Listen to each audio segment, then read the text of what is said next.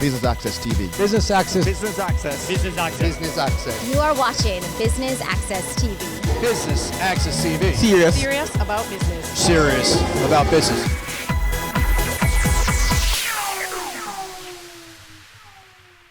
It's the last PSOJ President's Breakfast Forum for 2018, and Business Access TV, as usual, is here to bring you the highlights. I'm Javon Keys. Stay tuned.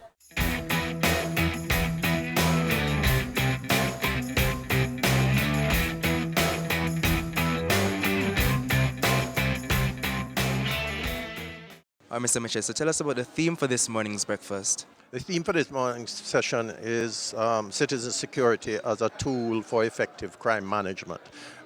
It is intended to raise the awareness of what citizen security is, and shortly, citizen security is the level of confidence that the average citizen feels in his community and how he feels about his ability to move around in his environment, and what structures the government, the state can place around the community to increase that level of confidence. How the police force and the security forces behave is critical to citizen security.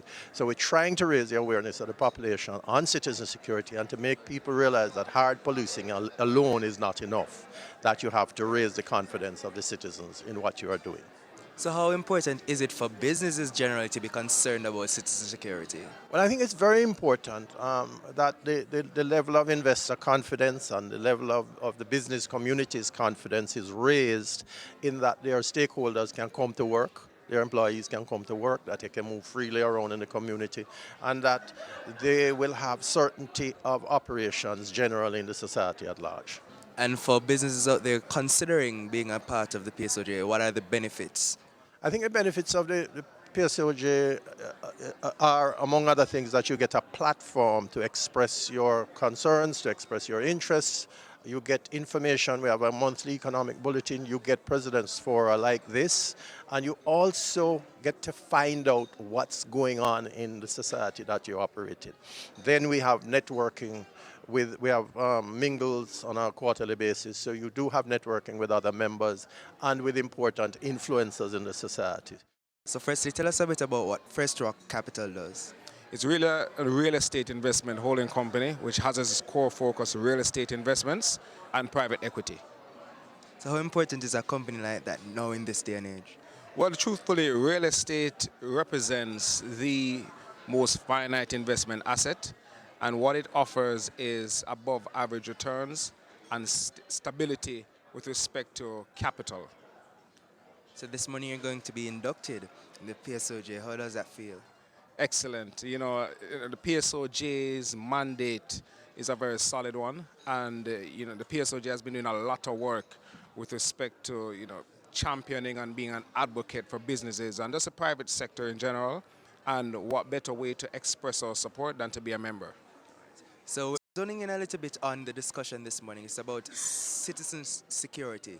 How does your company play a role in that, or does that affect your company any at all, do you think? I mean, security continues to be a main issue and at the forefront as well of all major businesses and individuals as well. So anything that we can do to enforce or reinforce the importance of it, then it has our support. Citizen security, in every sense, has become a vital part of effective crime management. And as we all know, the crime that currently pervades Jamaica negatively impacts human development, it affects our economic development, it touches our social and cultural rights at the local, regional, and international levels. We know this, that when a country fails to protect its people from crime and violence, it leads to a breakdown in the relationship between those in power and those who are being governed. Therefore, we have to ensure that the correct checks and balances are made to foster that relationship by creating the required community action plans, better citizen police arrangements, and having an overall coordinated system of crime control and crime prevention. We've seen the implementation of the states of emergency. We've also seen a number of zones of special operations being declared across several communities in the country in a bid to really put a cap on the criminal acts taking place in those areas. We've seen some positive results, certainly when it concerns St. James and the murder figures trending positively downwards. And we've also seen where acts of violence in general has trended down in these areas. What more can we do? We will explore all of that this morning. But we'll also talk about whether these approaches are indeed effective and how much more can be done in this area. Moving right into the rest of the proceedings, ladies and gentlemen, I now invite Mr. Howard Mitchell, President of the PSOJ, to deliver opening remarks. The subject that we are going to discuss this morning is a critical but not a well understood one, I think, in this society. I think that it is fitting for the PSOJ to end the year with the same topic that we started the year with, which is the issue of crime. The issue that has plagued us every year for more than the last 30-odd years, that has become endemic, that has been written into the fabric of our culture, that children have grown up with, that women have had to learn to live with, that businesses have had to write in permanently into their balance sheet protective devices for their stakeholders. I think it is so important that we remove the callous protective indifference that we have developed towards crime and face it in its stark terms and understand its motivation, its structures, and how to minimize it. You will never rid a society completely of crime, but you can reduce its impact and the terrible consequences on your people. So that I think we want to raise the level of awareness of citizen security in Jamaica, because if we are going to move from growth to development, then we need to understand that our human resources, our citizens, the people of our nation, are the most critical component of that development. And you can have growth. You can, in fact, have growth that mitigates against development by increasing marginalization of a society and sowing the seeds for its eventual destruction. So we need to be mindful, and we need to start planning for that. Don't go anywhere. We'll have more from the final PSOJ President's Breakfast Forum for 2018 after this break.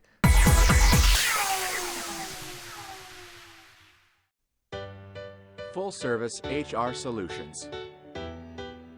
Whether attempting to increase market share, improve profitability, or add staff, every company is trying to grow.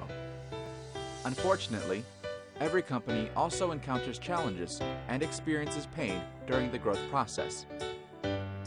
Not surprisingly, many executives don't have the time to address these challenges without shifting their focus away from revenue-generating tasks. That's where we come in. At Doggin Global, we're passionate about helping people like you grow their businesses, take better care of their employees, and enjoy a higher quality of life. And we've been doing just that for more than 17 years. What sets Doggin Global apart from other HR outsourcing firms is our ability to create customized and scalable service offerings that not only meet your organization's current needs, but also can grow as your business grows. Why our model works. We deliver our HR services in one of two ways, either through a professional employer organization arrangement, PEO, or through an administrative services organization, ASO, arrangement. Professional Employer Organization, PEO. Under a professional employer organization arrangement, your your company enters a co-employment relationship with Doggin Global. This allows us to act as the employer of record for your business, facilitating shared liability with Doggin Global on employee-related matters. This arrangement also gives us full authority to perform many of the tedious administrative tasks associated with being an employer, payroll administration, benefits reconciliation, etc., on your behalf and process all employee-related taxes under our tax identification number. Administrative Services Organization, ASO.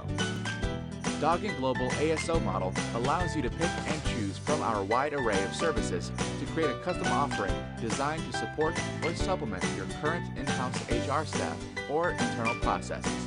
This a la carte approach is more like traditional business process outsourcing and vendor-client relationships, and works best for large and established companies that already have an HR infrastructure in place.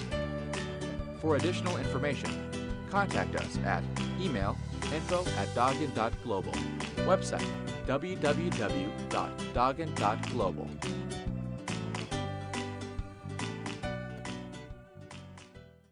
Doggin Global Regulatory and Compliance Services.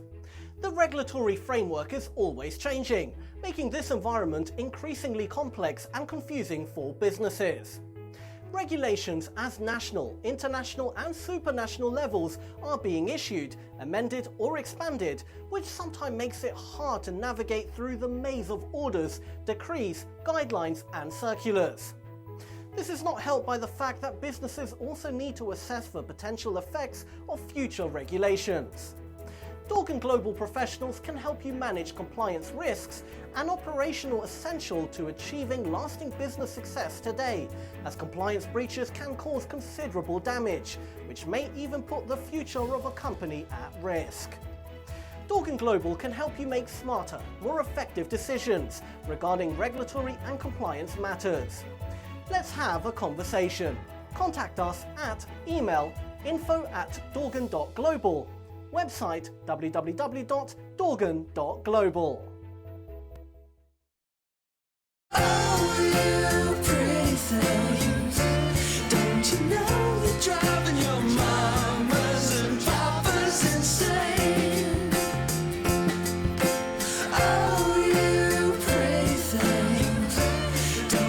Great design is not only how things look, but also how well they work. The GLC, more than meets the eye.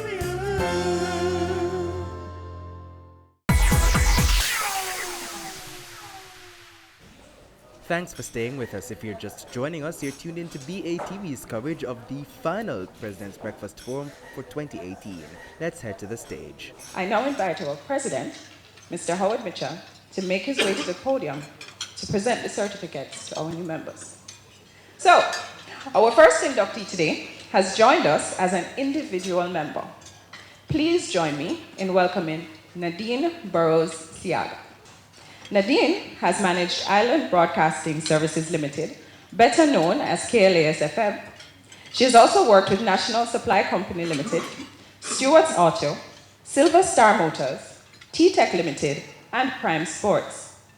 876 on the go. One of our new corporate members, to allow commuters to book cabs and make payments online, making transportation more secure for passengers and also for drivers. Bumblebee Digital Agency, specializing in targeted Wi-Fi advertising, digital marketing, social media management, and integrated marketing campaigns. The company has been reinventing how regional partners connect with their audience through its team of professionals and innovative concepts. First Rock Capital Holdings, an easily understood business model. By owning and managing properties that generate income, developing these properties and selling them for financial gain. Green Solutions International is a regional company created to advance energy and environmental sustainability throughout the Caribbean, with the goal of enabling energy-sufficient communities. Green Solutions International, welcome to the PSOJ. Michael University College. Joining us as a corporate member, Michael University College is the oldest teaching institution in the Western Hemisphere and continues to produce graduates who are critical thinkers and prepared to make an impact locally, regionally, and internationally. The Regis franchise is another corporate member being inducted this morning. Consistently providing client solutions, they deliver 100% managed and maintained workspaces as they continue to build their global footprint.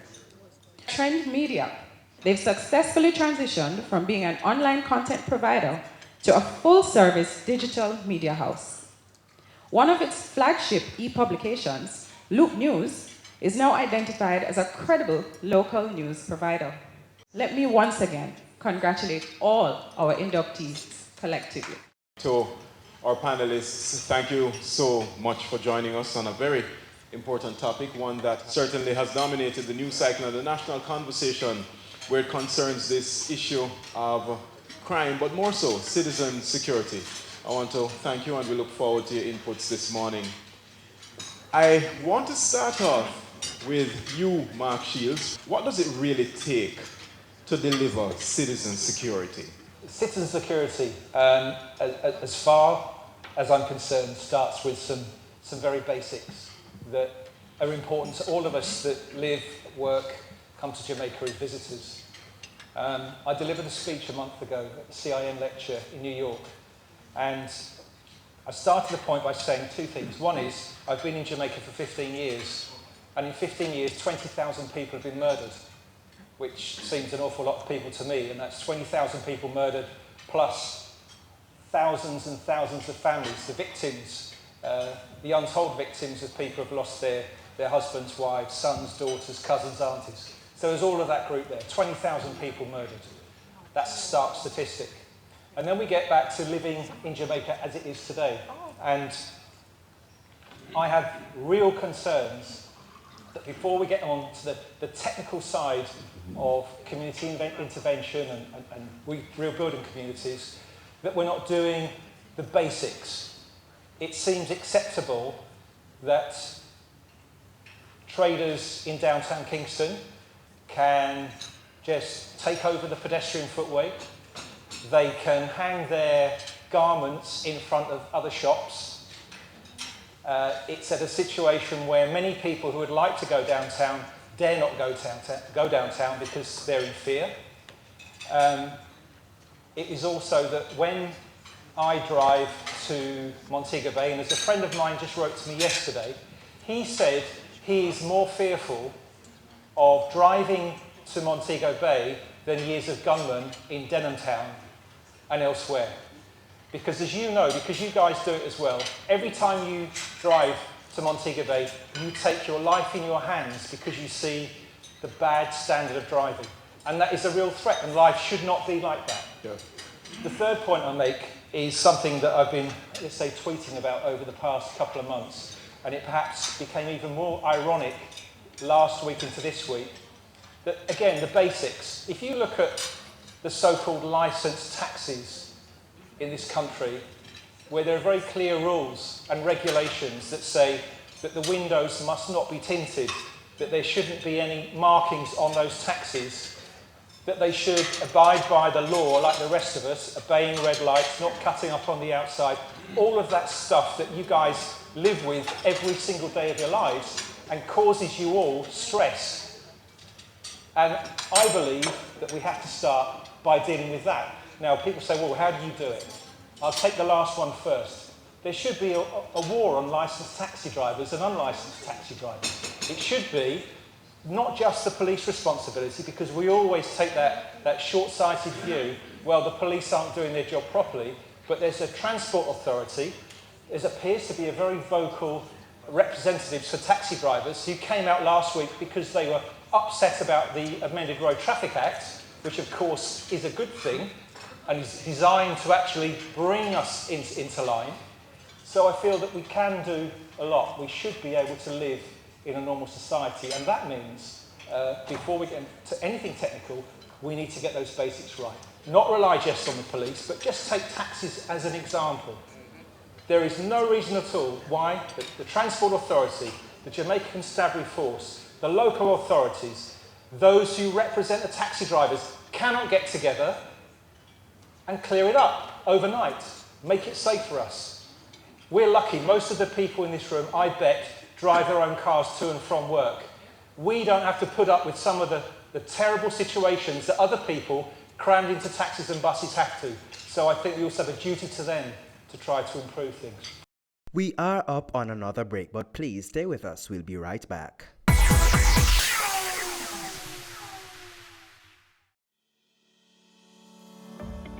Management Accounting Services. Keeping track of business performance is the key to driving future business performance.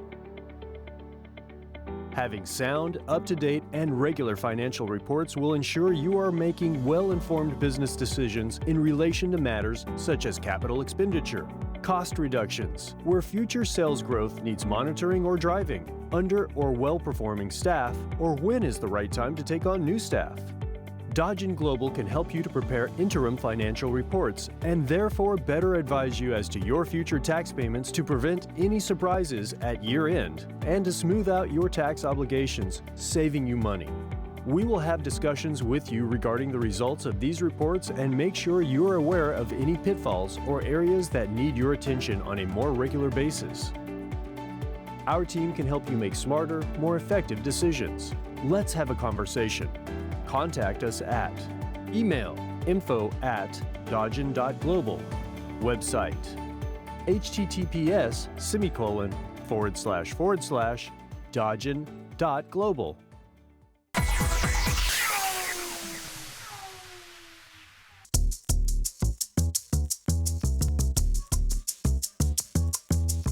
So Bumblebee Digital Agency, we're a digital agency. Very new to Jamaica. We started in July. We're the only ones who really offering Wi-Fi advertising on the JUTC buses, Juta, and Tropical Tours. This is really offered in 15-minute sessions, so it's free Wi-Fi to the commuters, and the advertising space is available before. So when the user goes on to the JUTC bus and they access the Wi-Fi by Growth Tech, they receive a splash page that just says Wi-Fi is here, and they complete a form that asks for their age, gender, and email address, maybe telephone number. After they complete that form, they see a 30-second ad. When the 30-second ad finishes, they experience 15 minutes of free Wi-Fi session uninterrupted. Other than Wi-Fi advertising, we also offer social media management as well as other forms of digital advertising. So we're really full service. So once you want to do something extremely creative with your brand, then Bumblebee is here to bring the buzz everywhere. One of the good things about attending Corporate Mingle is that you get to meet persons who are not normally privy to the Nissan brand, and they tend to not want to come downtown. So it's a way of bringing downtown and Nissan up to this section. What was your expectation of the evening, and was your expectation met, or were your expectations met? Yes, handed out a few business cards, met a couple of persons, and looking at some of the booth as well. I actually purchased something, so I'm hoping to get a sale as well. So that's one of the good things about coming to the Corporate Mingle, because you get to meet people and hope to capitalize on persons buying a vehicle. Because even though we only have one vehicle at the expo now, we actually carry a wide range of other vehicles. Come on down to Fidelity Motors, the home of Nissan. We have all 2019 models available. The Nissan X-Trail, we have that in 2 packages. We have our pickup, which is the Nissan Frontier. For commercial persons, we have the 16-seater buses. We have those in automatic as well as a manual transmission. And those are mostly for our Juta customers, so they can come on down to Fidelity Motors. We have Keyman Insurance, that if you have like a business and stuff like that, you can do insurance for your partner, stuff like that. We also have critical illness, because that's a problem right now in Jamaica, right? So we have a lot of 2 products that we actually do critical illness on. Since December, we have actually launched our individual health insurance. A lot of persons were actually asking for that, so we launched that December gone. So we're in the business of doing individual health insurance. Once we used to do group, now we're doing individual. So as an individual person, you can actually come in and sign up and get your card and stuff like that.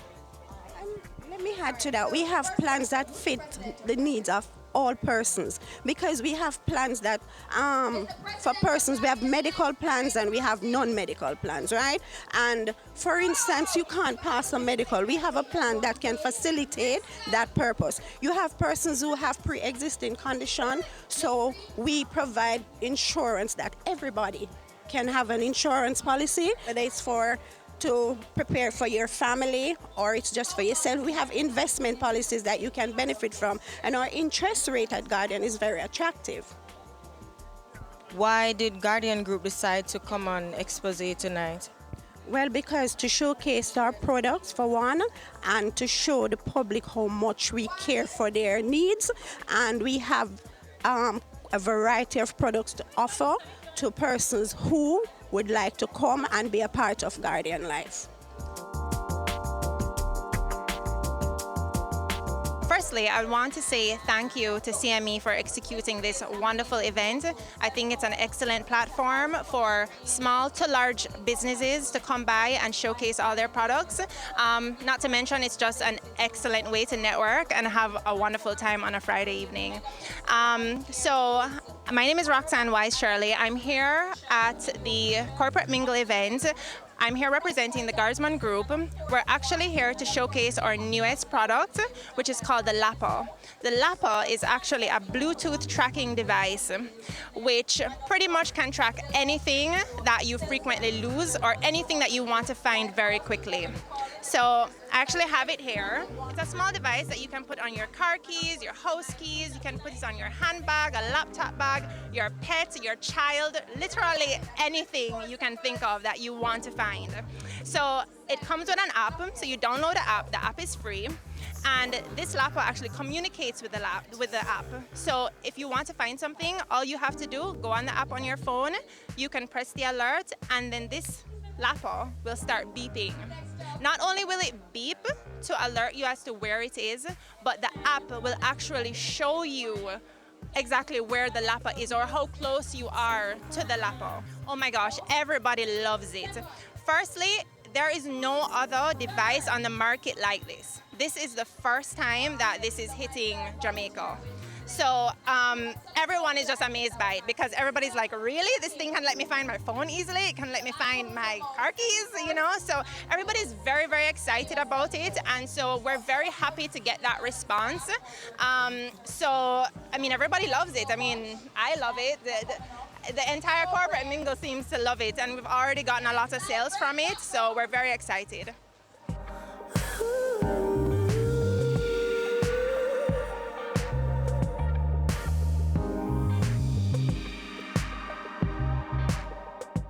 What are the functions of the BSJ?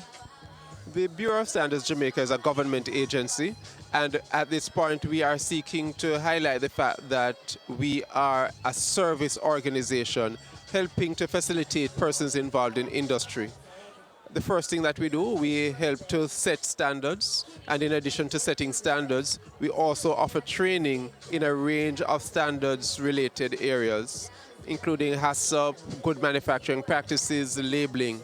We also provide testing and calibration services, certification through our national certification body of Jamaica, and the Bureau of Standards Jamaica is seeking to help industry understand the importance of the use of standards to excel in business here in Jamaica and to excel in business outside of Jamaica. So how does participating in Corporate Mingle help to boost your brand? Well, certainly the BSJ recognizes, as we have done a bit of rebranding in the last year and a half, and we are less a regulatory body, it's critical that we present to industry and the persons, key players in the industry, what are the services we offer. We are hoping that by being here, many of those persons who participate, who need to access services, will recognize that the BSJ provides testing, provides calibration, and offers training in a range of areas. It really can only help to advance our cause and to improve our bottom line.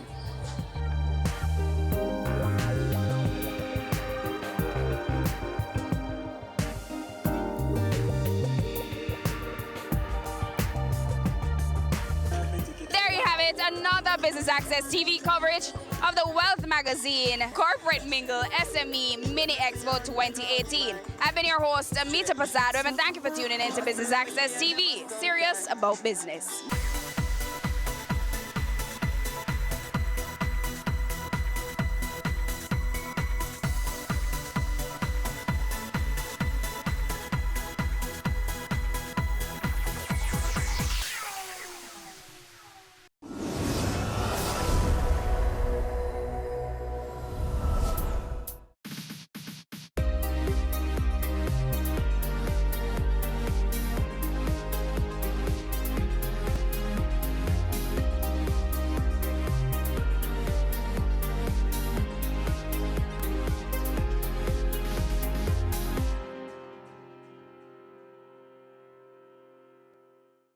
On the pages today, we visit the Natural History Museum of Jamaica, recognize the work of our street fairies, and help you to stay safe with some vital information. Hello, I'm Adrian Atkinson. Welcome to Jamaica Magazine. Nobody want to plant the corn. Everybody want to read the band. Who you are go blame it on when it's a next man you are deep in pan. Well, you're wrong.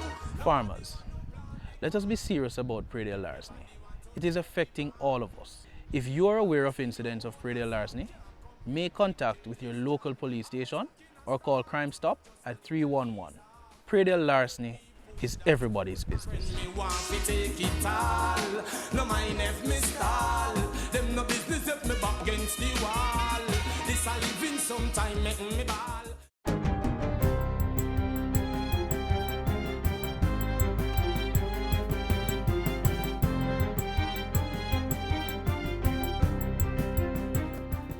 Good day, I'm Lorraine Mendez and this is your JIS News for Thursday, September 26.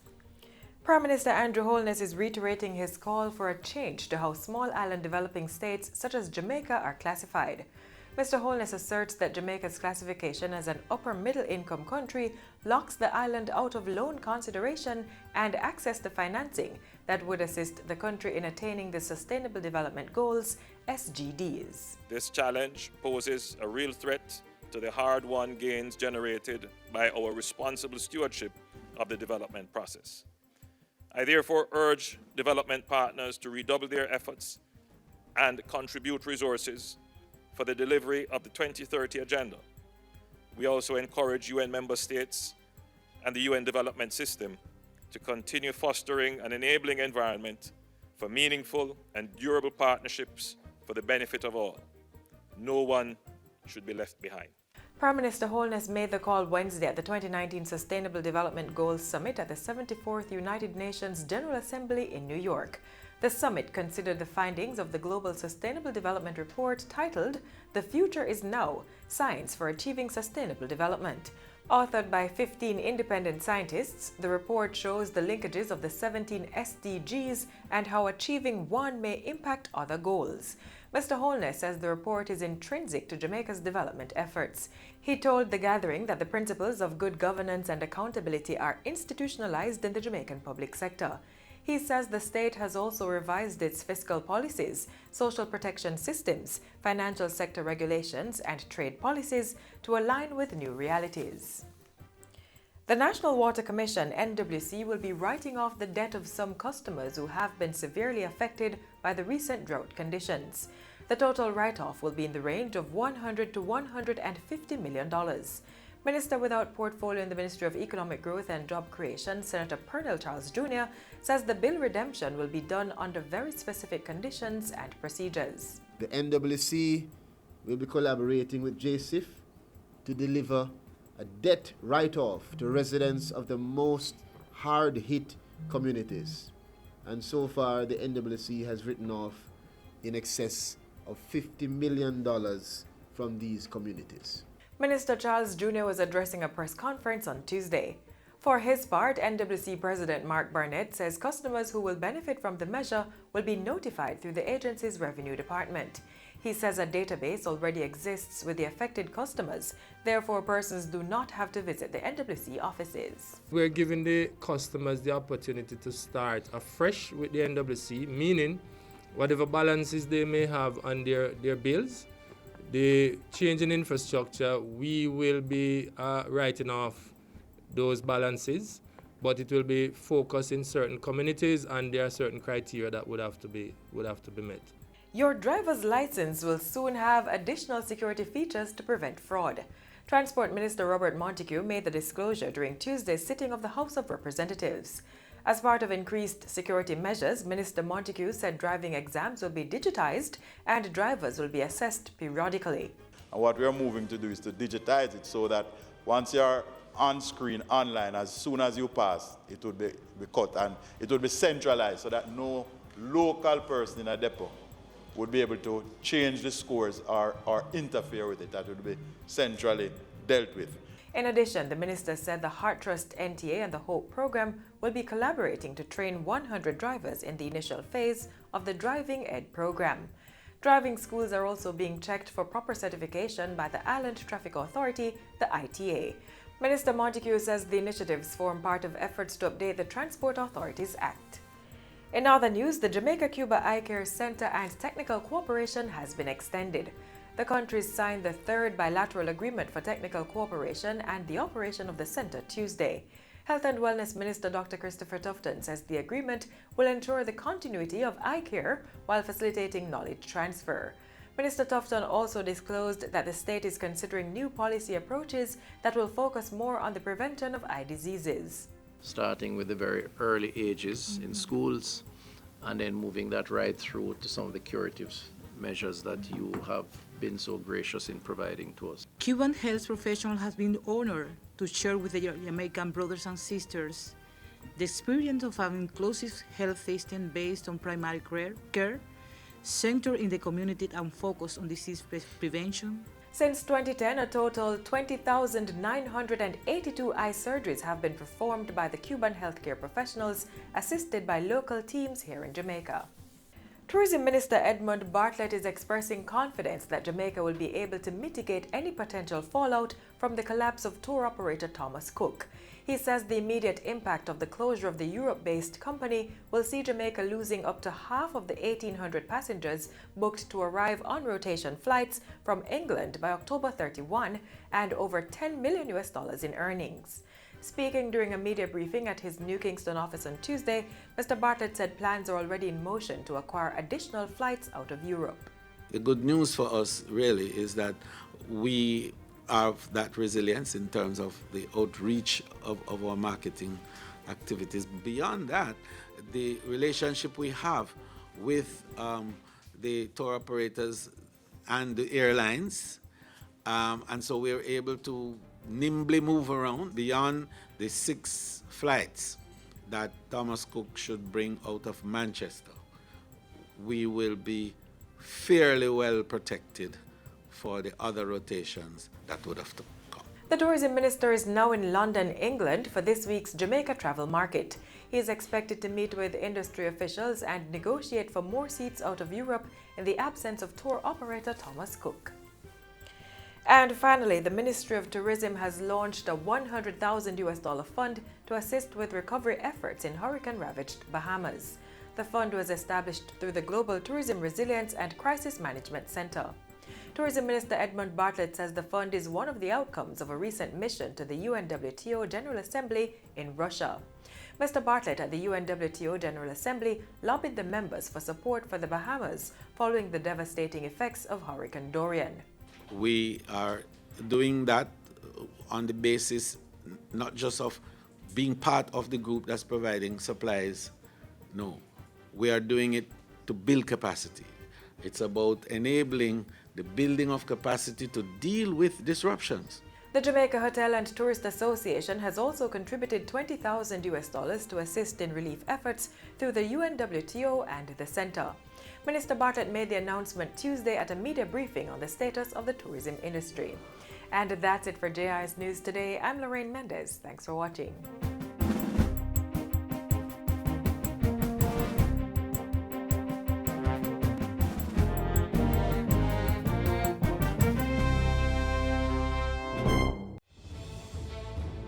Water is precious. So we encourage everyone to practice the 4 R's of water conservation. Always remember to reduce your use of water wherever possible. Replace water wasting devices with water savings devices. Reuse water wherever possible. And wherever leaks are found, please repair them and repair them quickly. Don't delay. Practice the 4 R's of water conservation today. Jamaica has thousands of plants, many of which are known for their medicinal properties, and sometimes it's hard to remember them, but the Natural History Museum of Jamaica makes that so much easier. Necessity is the mother of invention, and we had to find a way to survive. And so for the plants, the natural gift of the Creator, we could rely on it to guide us into what we needed to do. I didn't know about Fenzik and your pharmaceutical things. I know about bush.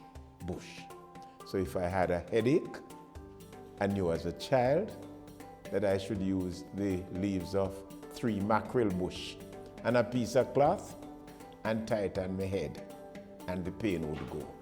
The use of herbs as medicine.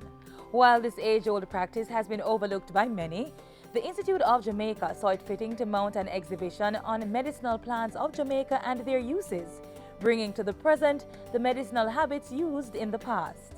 So at least 330 plants have been found growing in Jamaica, have been identified as having medicinal value. Of that 334, at least 193 have been assessed for their biochemical activities, and 23 of those are actually endemic plants. Not every plant, though in its natural form is good, is accessible to everybody. And knowing the information about the plant and wanting to get that into the hands of the people, some of our scientists have begun to study extensively some of these plants to see how they can be formulated in such a way so that they can be packaged and be accessible to the public. You just don't wake up and say, Eureka, I have found it. They would have learned from the people in the community what plants were used for what purpose. So you know all those things in your childhood because they were continually using the plants of nature to assist in what they were doing.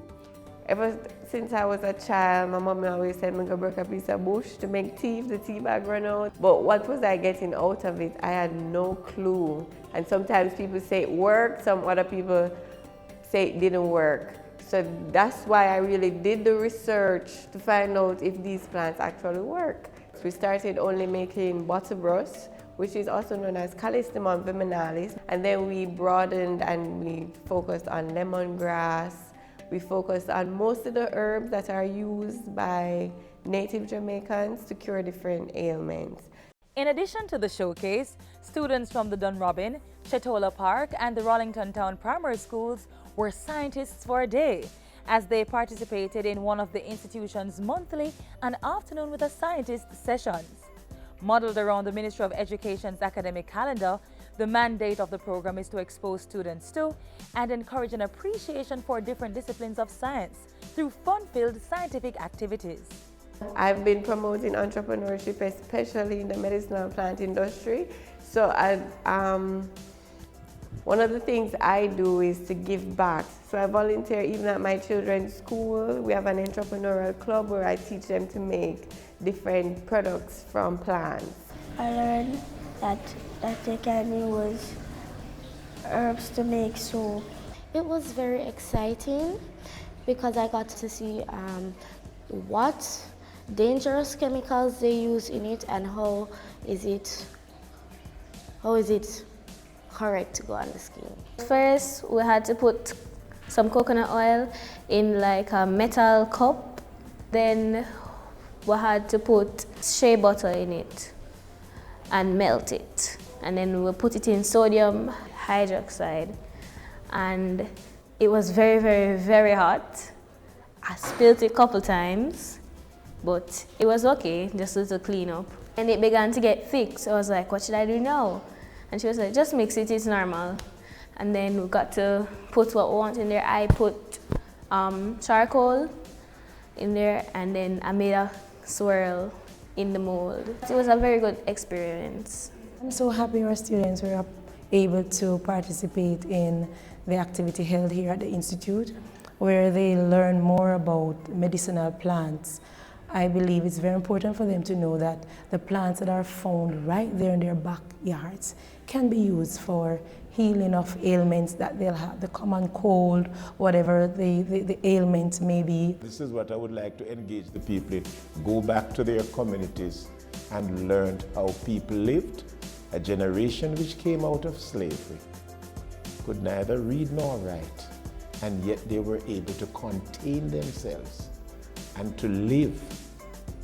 We want the students to have some respect for the heritage of this country, because it is going to guide you to the future.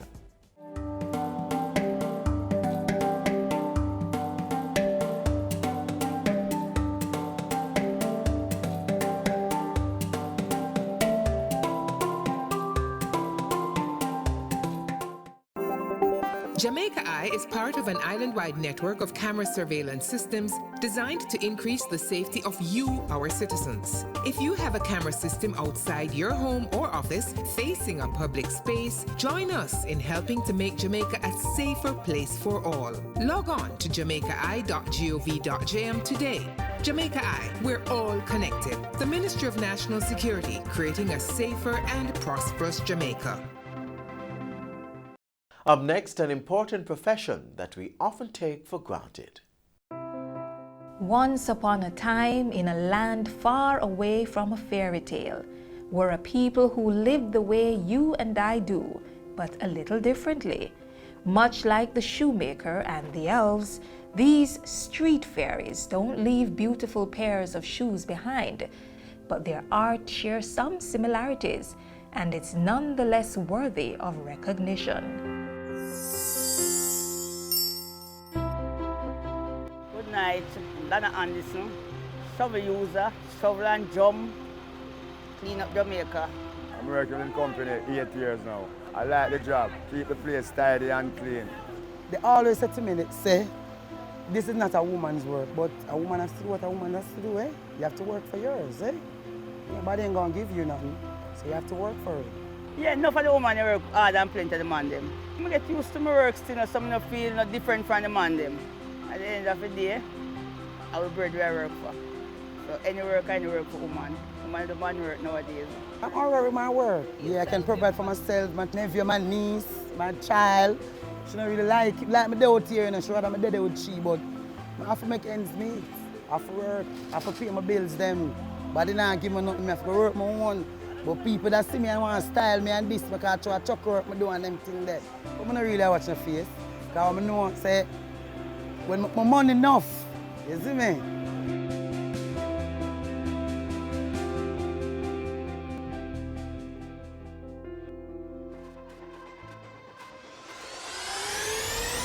I want to burn fire upon this whole foolishness that people talk from time to time about.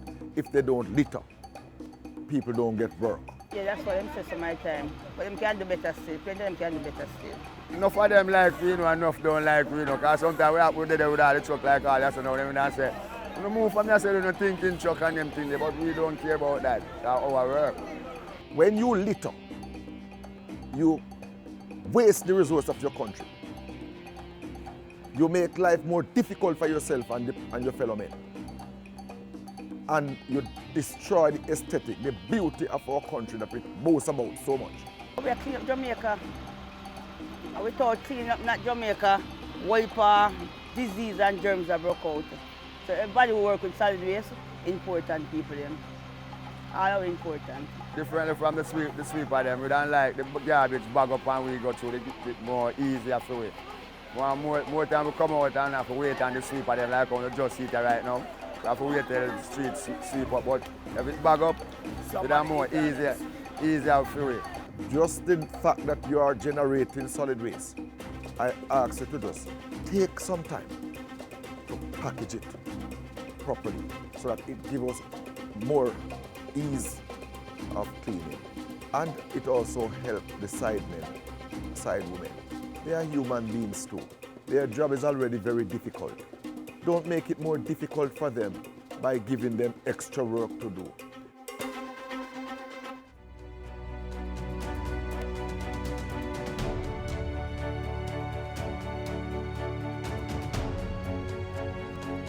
It is very tough on them. The job is difficult. You know, it's not just about lifting things put in a truck, but some of the things they encounter out here. Bags with human feces. It's common occurrence, especially in the market district. The smell of urine is everywhere, and it's in the solid waste that they're picking up. All sort of meat cuttings, fish bone, fish back, fish gut, just about anything that people don't want. And they have to pick it up. They have to face it. A certain time at the night, when we reach certain hours at the night, like 3:30, 4 o'clock, gunman can strike and we have to run left the garbage some of the time and all them things then. And come back around and take it up, see, because we cannot leave it. See me? We cannot leave it. And we don't like them keep Jamaica beauty and clean. Well, I stay out of them way, and I'm not really ghost for them though. I still think them happening. I just stay by myself, each time I look a corner. And yet, despite the tough nature of the job, these people show up not just for work, but they show up and work. We're backbone of the company, you know. Who clean the rubbish and my backbone, we're the most important people in the company. How we clean up work, enough mess and good rubbish, bad rubbish, all different kind of rubbish. I believe deep in my heart that if you talk about heroes and heroines, our sidemen and sidewomen are right up there with any, because of the human service that they provide and in very tough circumstances to keep Jamaica clean. Day after day, night after night, they are out and about, they roll up the sleeve, and notwithstanding all that they have to face, their head is down and they are going relentlessly in pursuit of that clean Jamaica. I laud them, I lift my hat to them. They are good people. I just hope that more and more people will see them for who they are. People who are there to safeguard the health of the nation. They are the NSWNA. Without them, we are nothing. Yeah, I love my work. I love it. I love clean the shovel. I really get me use a night time And as sunbeams break the night sky and the stars and moon bid their goodbye, the city smiles.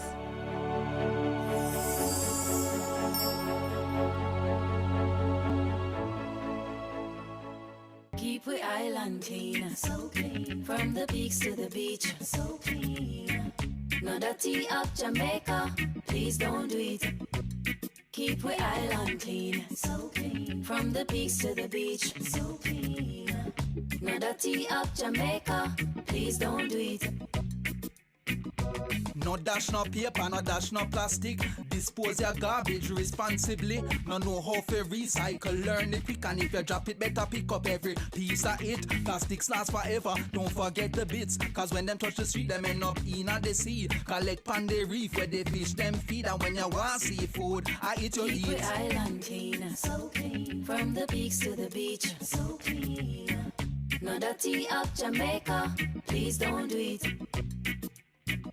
No dirty up Jamaica, no dirty up Jamaica, no dirty up Jamaica, no dirty up Jamaica. We have 2 months remaining in the 2019 Atlantic hurricane season, and with systems forming around us, it's important to know what to do if you live in flood-prone areas.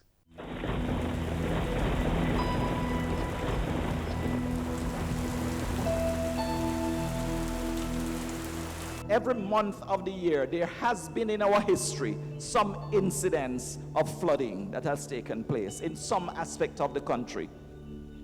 And that is something that we have to take note of. Apart from monitoring and giving the forecast, we are also responsible for warnings. And so there are some warnings that we want you to take special heed to if you consider yourself to be vulnerable in any situation.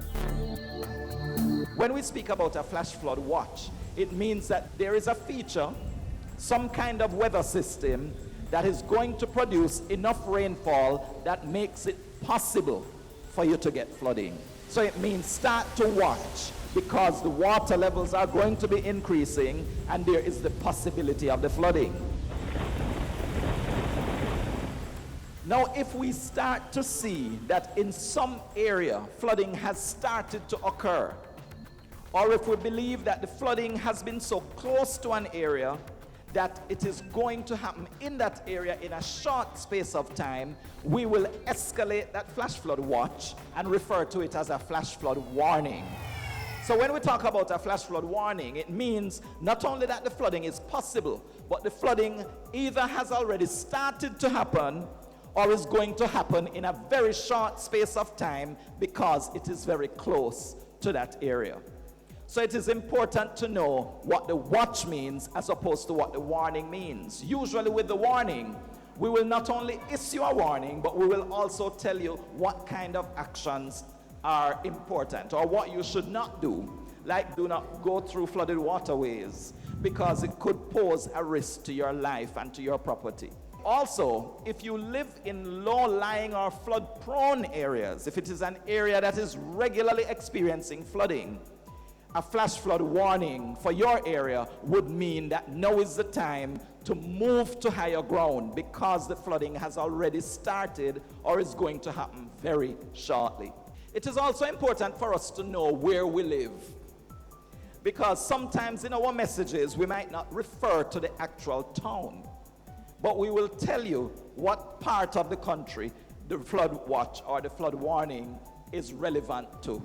So if we talk about central parishes, we are referring to Clarendon.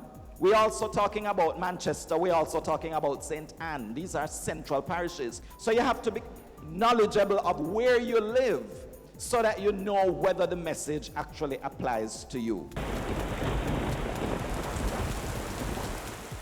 The messages that we issue for hurricanes and tropical storms are watches and warnings as well, like the flooding.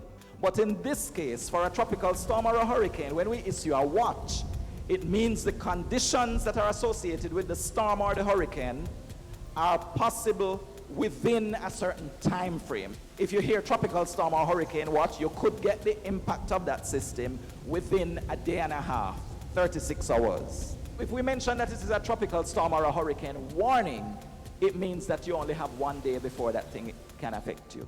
So we are moving to how quickly you need to make sure that you are prepared by naming it a watch or a warning.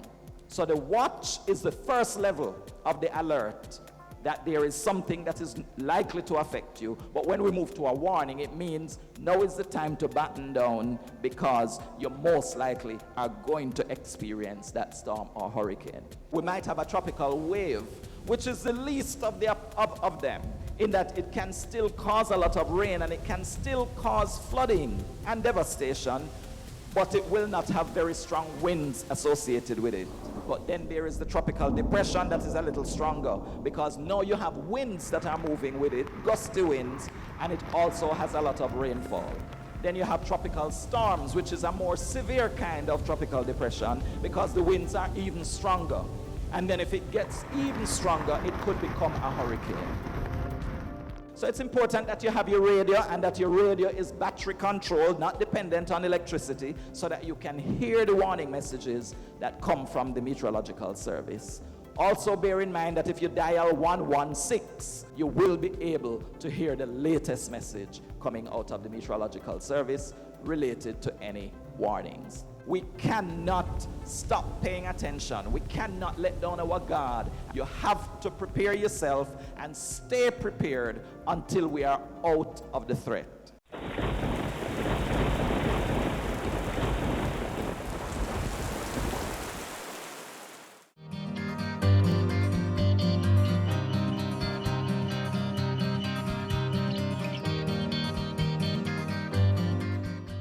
As we close today's show, we ask that you stay connected via our website, jis.gov.jm. And while you're online, send your feedback to Jamaica Magazine at jis.gov.jm or via tweet at JIS News. On behalf of the entire production crew, I'm Adrian Atkinson. Do take care.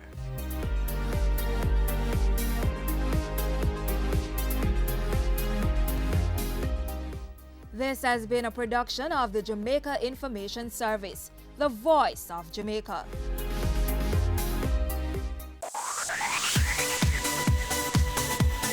You're watching Business Access TV. Business Access. Business Access. Business Access. Business Access. You are watching Business Access TV. Business Access TV. Serious about business. Serious about business.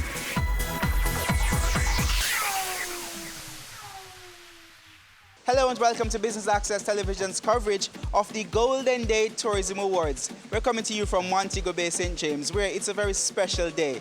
The Ministry of Tourism and the Jamaica Tourist Board are honoring individuals who have dedicated over 50 years of service to building the local tourism industry. I'm Keneal Gale and I'll be your host, so stay tuned for the highlights.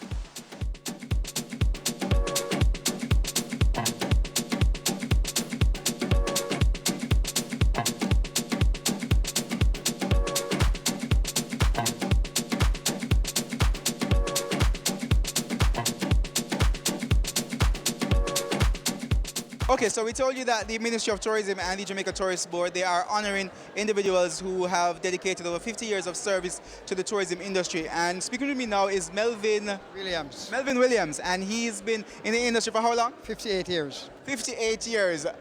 What's the major change you would say from when you started until now? We have quite a bit of changes. I've seen a vast more tourists coming into the country than ever before.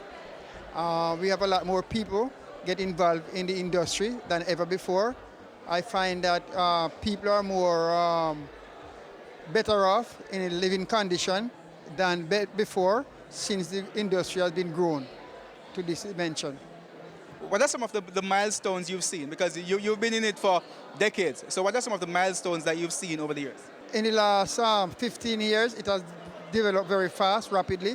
I have seen tremendous amount of hotels that has been built.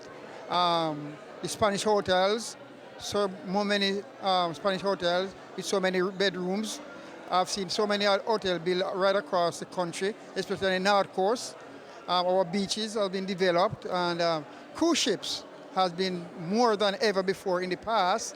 And we have a lot more people, operators, tourist operators, drivers, who involved in this industry that have been able to make a better living for their family than in the past. So most of them I discovered that they can have a better home, better school for their kids, able to send their kids to school. And even though it has been hard sometimes, but yes, they're able to do it because of the industry. Let's talk a little bit about your journey. Tell us a little bit about where you started and what are some of the jobs that you've done within the industry. Okay, I started at the Roundel Hotel in 1959, and I worked there until 1963. I was sent to London by Mr. John Pringle, who was the owner and director of the Roundel Hotel, to our Park Lane Hotel in Dorchester, London.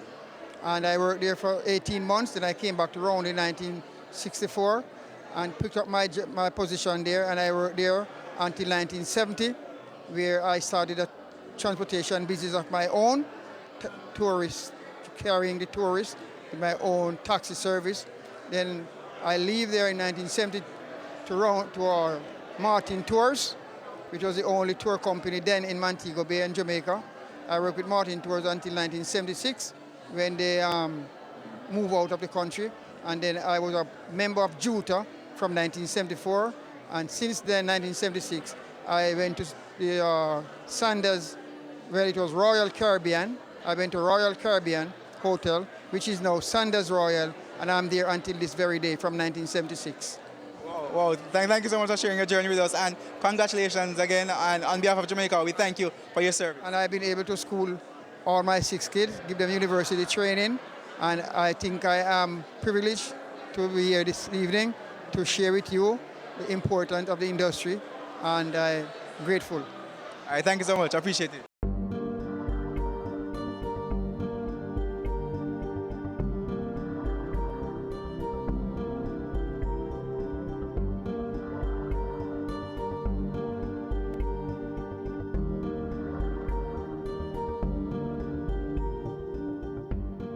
Another awardee has stopped by to talk with us. He's Michael Young, and he's been in the industry for 51 years. 51 years. Talk to us about what you're feeling tonight. What does this function mean to you? Well, I'm feeling proud because tourism is our #1 industry. And where I work at the airport, I welcome the tourists in when they came in with their luggage, and when they're going out, I'm the last person to say bye-bye to them. So you have a very critical role in terms of ensuring that people feel at home when they come and want to come back. Right, and I operate on a tip basis. And whether I get money or not, I still give a smile and say, come back to Jamaica, man. All right, talk to us about your journey in the industry. You say you work at the airport now, but that's where you've always been, or you've had different jobs? Well, I do a little truth and tourism too, from the shipport now, because I'm not living back anymore now. I'm getting older. But I've been at the airport from there was 4 aircraft. 4 aircraft. 4 aircraft? Right. And now you have over 35, 40 coming in per day. Nice, nice. How has the tourism evolved in your eyes in terms of the product that we are offering here in Jamaica? It's growing rapid. To what it started from, it's growing rapid. I am pleased. I passed the airport a while ago and I was happy to see the amount of planes on the ground and the amount of buses. And tourism is quick money. It's foreign exchange. It's the biggest industry in Jamaica. Quick cash. You talk to a lot of tourists. So what do you think are some of the things that we can do better? As in some of the things that we can do to make tourists more comfortable, let them feel more safe, make them feel more welcome. Tourists like a smile, and they like to be comfortable.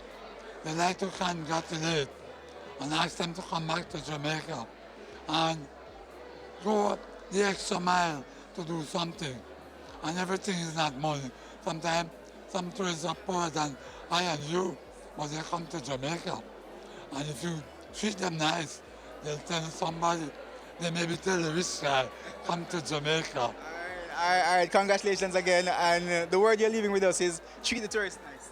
Yeah? And keep smiling. Smile, keep smiling. Welcome the tourists, treat them right, keep them safe, and they will come. All right, wise words there from Michael, who's been in the industry for over 50 years.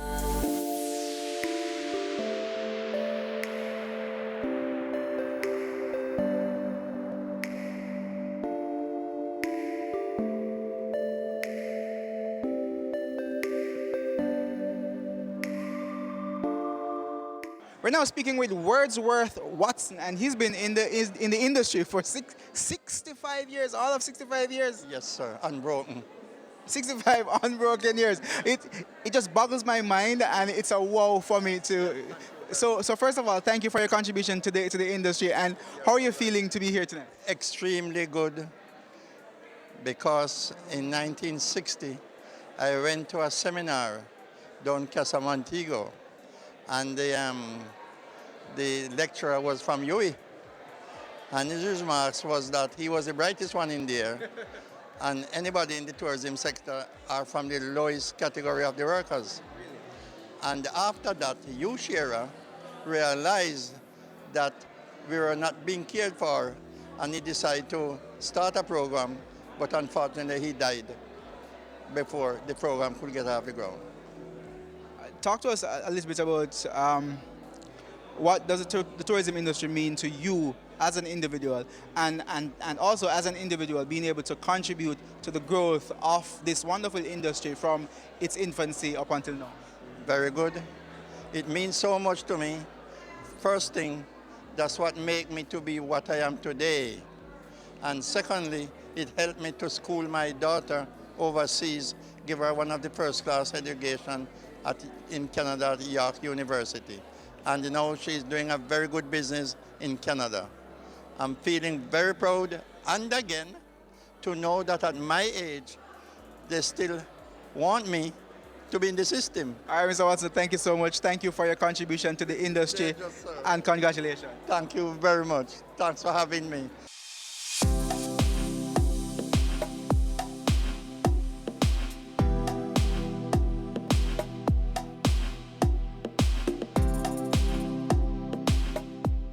We're now speaking with Myrtle Dwyer, and she's another one of our awardees this evening. Congratulations.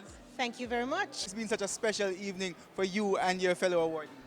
Awesome. For one, I never thought for a moment. I never expect awards. I do, and I am, and whatever comes with it. So when I heard that I personally was being awarded this evening, I was like, that's impossible. I just happened to have been in tourism, did what I was supposed to do, and I'm enjoying it. You've been in it for 50 years, so it must be something that you love.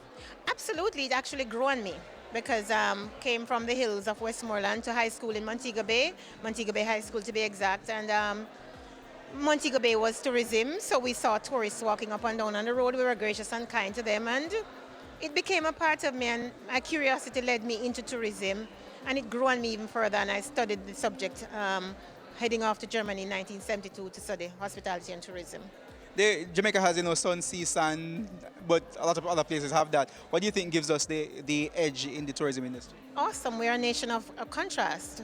We're an island of diversity, and we're just a land of beauty with experiences to match every desire, every discerning client, every aspirational client, and every client who wants to come to Jamaica or thinks they need to get to Jamaica. Now we know why you're one of the foundation members in the industry. Finally, just tell me, what does that mean to you to be one of the foundation members, one of the persons who helped to build the industry from where it was to where it's at now? Actually, it's good because the times were tough. It was tough, one, being in the industry, working long hours, and two, being a woman. It was a man's industry. And so you had to contend with the men, and you had to contend with foreigners. And but you know what? It made me to be built of sterner stuff. And today my shoulders are broad, and I'm standing on the backs of a few others who came before me. But I'd love to have taught many who have gone on to be excellent women of industry. And 50 years later, you have a real good legacy to look back on. Absolutely, and I'm still going. Reinventing myself. Still reinventing yourself. Thank you so much for talking with us. We take a quick break here from the Golden Tourism Day Awards here in Montego Bay. More after this break.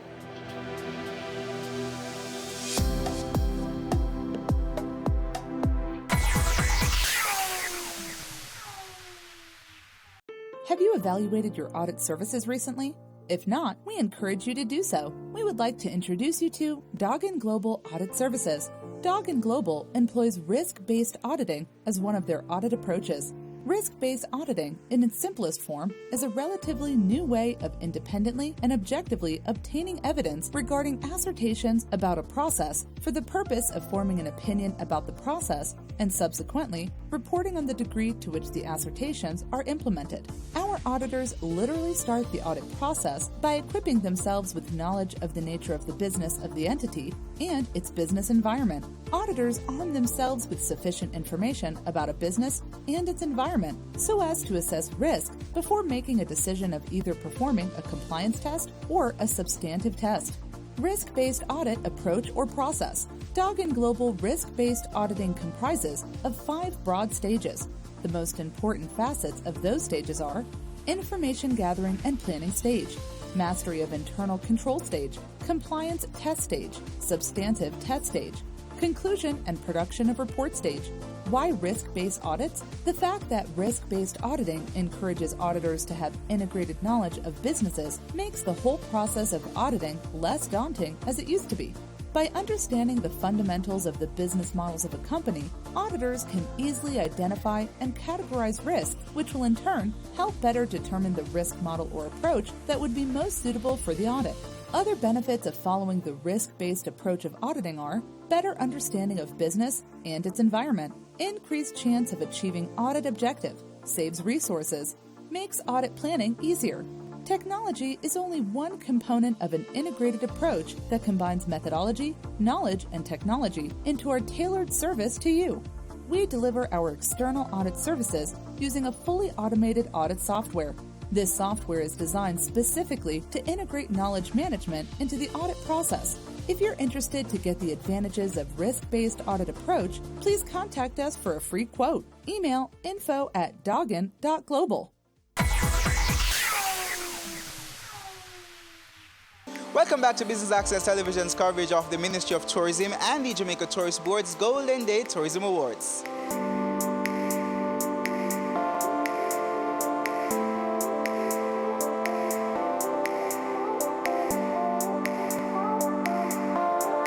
The idea, of course, of having an event like this was born out of a realization that tourism has, over the last 50 years, evolved into the most important industry in the world today. And many of you would not have known or even realized what you had been putting yourself to and the tasks that you were assigned and the outcomes that in time would ensue. When you started out in your various areas, some of you have transformed into many, many other things. Others of you have painstakingly stood your path and have served well with distinction in your preferred area. And as Martin Luther King said, you became the best of whatever you wanted to be. If you were a busboy, you became the best busboy that there ever was. And if you were a gardener, you became the best gardener that there ever was. And if you were a driver, you became the best driver that there ever was. And whatever it is that you were, you did it like Michelangelo did painting. And we're proud, very proud to have you. But I wanted to just reflect a little bit on the fact that 50 years ago, when some of you started, and there are many who have done more than 50 years. As a matter of fact, when I went through the schedule, I saw that there were very few 50 years. There were more 51, 52, 53, as far down as 67 years. Hello, 67 years. And I reflected a little bit on what happened when 50 years ago some of you started.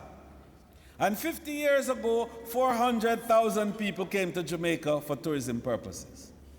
And they spent $87 million US. Last year, because of you and your 50 years and more, 4.3 million visitors came to Jamaica and spent $3 billion US. And this year, we are going to see pretty close to 4.4 million people coming, and they are spending $3.3 billion US. In that same period, there were only 10,000 employees direct in tourism. Today, 120,000 people are employed in tourism because of you and your efforts. 50 years ago, we were not a factor in the GDP calculations. Today, last year, tourism contributed 8.4% of GDP because of your efforts. And I want you to recognize that we believe that the time is now right for us to look at this great industry that you've created and to build and create a new architecture that is going to ensure that the efforts and legacy of all of you is sustained in the constant development and the expansion and transformation of this country and the people of our country from poverty to prosperity. And we're excited about that prospect. As a result of which, we have been putting together a number of new initiatives towards that effect. In the introduction to me, mention was made of the efforts that we initiated in my first iteration as minister with regards to the pension program for workers of the industry. And to the benefit of those who would not give a lot of thought to it, that process continued while I was in sabbatical with the new minister, and it was taken to a certain point. But that point which it was taken to was not sufficient for us to implement, because there were a whole range of difficulties that emerged as a result of the type of policy that we have sought to implement. One which had no precedent in either Jamaica or the world. Nobody else in the world has a tourism policy for pension like we are trying to introduce. Nobody. And consequently, we had concerns by the legal entities as to exactly what it was. The second concern was that we had to legislate. And it would have been the first policy to be legislated in terms of contribution, because all policies otherwise are voluntary, and so the contributions are made voluntarily. We are introducing legislation to make it compulsory for everybody who is working or employs people in tourism to contribute to this pension plan, to make sure that we can secure the future of the workers of this industry. And so we are not going to be driven by any feelings about how quickly it should happen. Yes, we want it to happen quickly, but we want to have it right. We want to get it right. And we want to make sure that at the end of the day, the workers, you who have worked for 50 years and over, and who have retired, can retire in the certain knowledge that there will be pecuniary rewards for you after you have left the companies that you work with. But one of the reasons that this particular pension plan is so unique and is different from all the others and cause a little bit of harder work and more detailed legal applications is that it's not confined to a single sector. And all the other pension plans relate to a particular sector or a company. This one, we are trying to embrace all the areas that connect with tourism so that the little man, the red cap at the airport will have a place in this pension plan. So that the craft vendor has a place in this pension plan. So the transportation sector, the Juta man and the Jekyll man, yes? And all the other transportation providers in Jamaica have a place in this plan. And also the attraction workers, the rafters. Yes, the rafters on the Rio Grande, and the rafters on Great River, and the rafters on Martha Brae, all will have a place in this plan. So this is an omnibus plan which will take into account all the connecting parts for tourism that has never happened before. And we have to get it right. And thank goodness we have a good team headed by Daisy Coke, who is doing a magnificent job, perhaps the best actuary in the entire Caribbean. We have the benefit of her services, and we are doing it right. And don't rush us too much. Let us get it right, and we'll have it for you before it's long.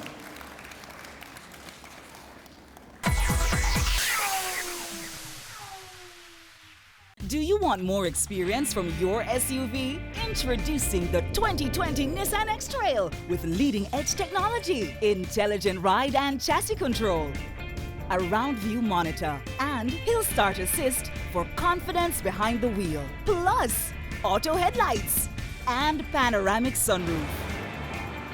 Drive the SUV with more experience. The Nissan X-Trail, available today at Fidelity Motors. Sundays at 4:30 p.m. It's all about Home Sweet Home. Get your half-hour dose of the business of real estate, from laws and concepts to reality, building, buying, or renting. Or what about trends in decor or renovations? Home Sweet Home will keep you up to date.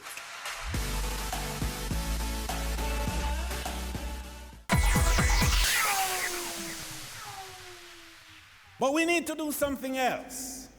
As you see, we are doing. We're building out the capacity of our human capital to generate quality services that you have started during your 50 years. And you have had over the period not the opportunity to get formal training, some of you. And others of you have slaved and worked hard in the various fields without certification. And you have suffered the consequences thereof because you get passed over every time and new people come in from overseas to take your place. Well, in this new arrangement and the new architecture for tourism, we are training our people, we are certifying them. We have established the Jamaica Center for Tourism Innovation, which is a pathway institution to professionalize the workers of the industry. And already we have provided 450 workers with qualifications from the American Hotel and Lodging Institute and the American Culinary Federation. And what that does is to say that the efforts that you have made over the years to build a workforce in the industry must never be taken for granted, and that the Jamaican worker henceforth must have his rightful place in a professional arrangement and get the recognition and the remuneration that fits his qualification and his abilities. Within that frame, earlier this year in September, we started the first ever program for high school students in hotel management. And so the fifth formers, as we know them, who now would go to sixth form, those 2 years between fifth form and when you graduate, an option is provided for you to get an associate degree in hotel management, so that when you leave high school, you can go straight into the hotel and take a strong position as a worker. Not as a contract 3-month worker, but as a full-fledged worker within the industry. And so we are going to look at also the other levels of training that are taking place, so that we put ourselves in a position where the workers of our industry can command respect not only at home, but anywhere in the world that they go, because they would be certified. And the final area of that is that we are going to ensure that there is a labor market reformation, because the industry is no longer a seasonal industry where we work for 3 months or 2 months or 6 weeks and then you're gone and we close down. We are now an all year round industry where we are bringing up to 4 and more million people every year, and they are there every day. And so we have to look at those labor reform areas. So the next element of the development is, how do we include the small and medium enterprises within the tourism industry to become a critical part of the value chain, and also to be greater beneficiaries of the resources of tourism. And so we, Jamaica, little Jamaica, led the world in changing the way we look at small and medium enterprises. And we said to them, there is something called a small and medium tourism enterprise. Because these are the 80% of who constitute tourism in the world, but who only get 20% of the resources of tourism. Something is wrong with that, little Jamaica said to the UNWTO. And they have listened and agreed. And so we now have a situation where we are transforming that whole arrangement, where the liquor man, who has been the hero of wood and drawers of water in tourism, will now have a place, and a place that can supply for him a future for his children and himself. And that's very important. And what did we do in that regard? We established a training program for you, but then we went to provide financing. And we put $1 billion in Exim Bank to be lent to you, the liquor man, at 4.5% per annum for 5 years. And you can borrow $5 million to $25 million to expand your liquor business, to grow your liquor business, and to convert your idea in something of material value that can give you economic returns. And that's another part of that strategy, to create economic empowerment for the small people who are involved in the tourism industry. And finally, I want to say to you that we look at how do we then change the way in which we have been doing tourism. And we have established a task force under Mr. Wilfred Bagaloo, who is a partner of Price Waterhouse and a very reputed and knowledgeable person in that field. And he has been working over the last few months And I've been interviewing people from all over. And the purpose of which is for us to look at what is happening through the various mechanisms and protocols in the international trade. Things like the EPA and other such constructs. And to see how those are impacting and affecting our traditional and local entrepreneurs in the tourism sector. And the purpose of which is to redefine that process and indeed to establish a new architecture to enable our Jamaican workers and our Jamaican entrepreneurs to continue to become a vibrant and valued part of the tourism value chain. This is very important to us. Then we have to look at how we interact with the visitors. 50 years ago, we built a tradition in Jamaica of us being a nice, sweet, loving, huggy, kissy, friendly destination. Not true? And that has worked well for us. And it has given us 42% repeat business. But the world has changed in terms of how people think about those type of relationships. We have to learn that no is no. And understand that everybody who comes to our destination doesn't come for the same things. And to recognize that people come for all kinds of things and to be prepared to make sure that we give what they need and what is required. So we are going to develop a whole new program of training and discourses and discussion about something that we're calling tourism ethics, which is the way in which we interact and relate to our guests in a manner which is friendly, yes, but is respective of their particular personality and their human rights. And I wanted to make that point tonight because I know that there is something in the public space which has not worked well for us. The issues of sexual harassment and the issues of criminality that historically or otherwise might have been a feature. We are determined that the new architecture must see a Jamaica that rids itself of even the slightest perception on that matter. And so next year early, we're bringing in an international team headed by Dr. Peter Tarlow and a group called Global Rescue to work with us to structure and to develop a full new program of how we interact and we relate to international guests. This is very important. It's not going to do any harm to us. It's going to put us in a better place.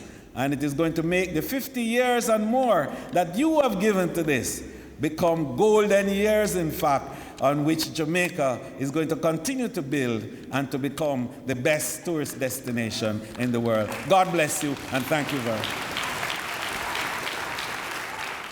You're watching Business Access Television's coverage of the Golden Day Tourism Awards. More after this break.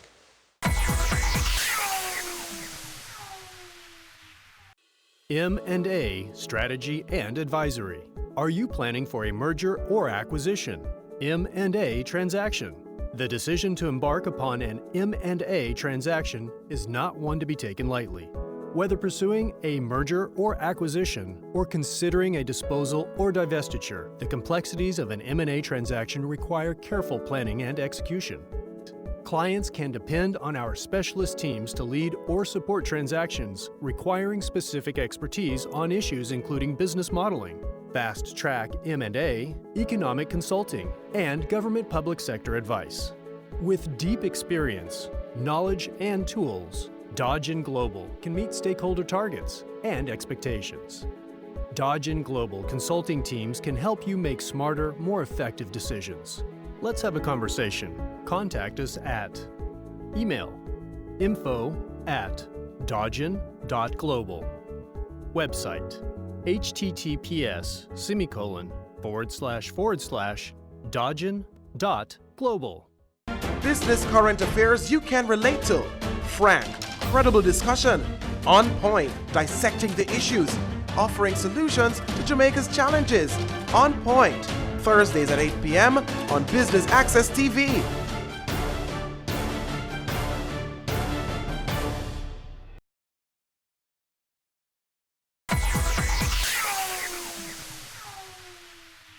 Welcome back. You're watching Business Access Television's coverage of the Golden Day Tourism Awards. We're at the Convention Center in Montego Bay, St. James. Time now for more highlights.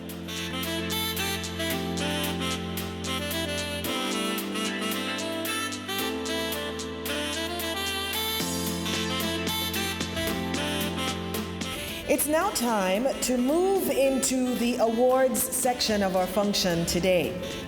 And we will be presenting the awards in batches with assistance from some special guests for the handing out. So let me invite first up Ms. Janet Taylor, Executive Director of Devon House, to present to the awardees who have served for 50 years. Can we give her a round of applause as she comes forward, please? Let's hear it for Noel Bailey.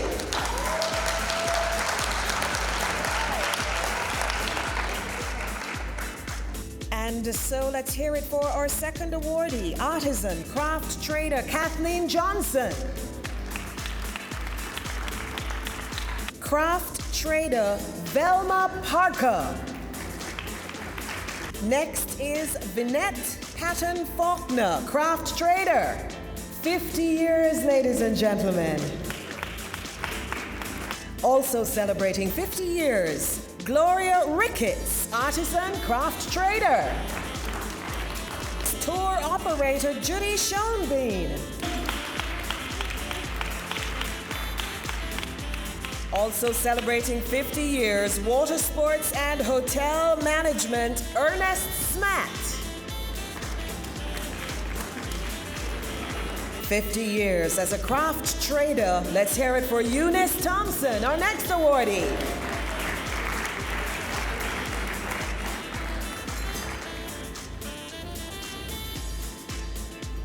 Our next awardee is ground transport operator Ralph Smith.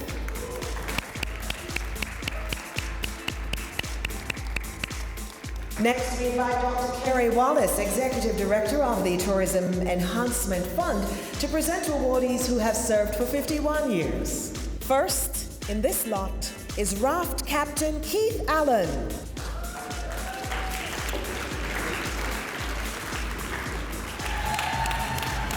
Next one up is Lloyd Davis, 51 years. 51 years for tour operator Myrtle Dwyer.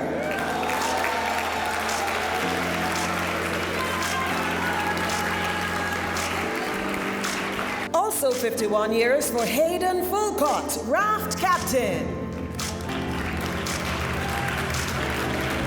Next awardee is craft trader Winifred Jones. Next on the list, though, is housekeeper Barbara Marsh, 51 years. Raft captain Leroy Miller is the next recipient of an award for 51 years. Another raft captain also with 51 years is Donald Morgan. Yet another raft captain, Euclid Richards, also celebrating 51 years. Next up is raft captain Jasper Roberts.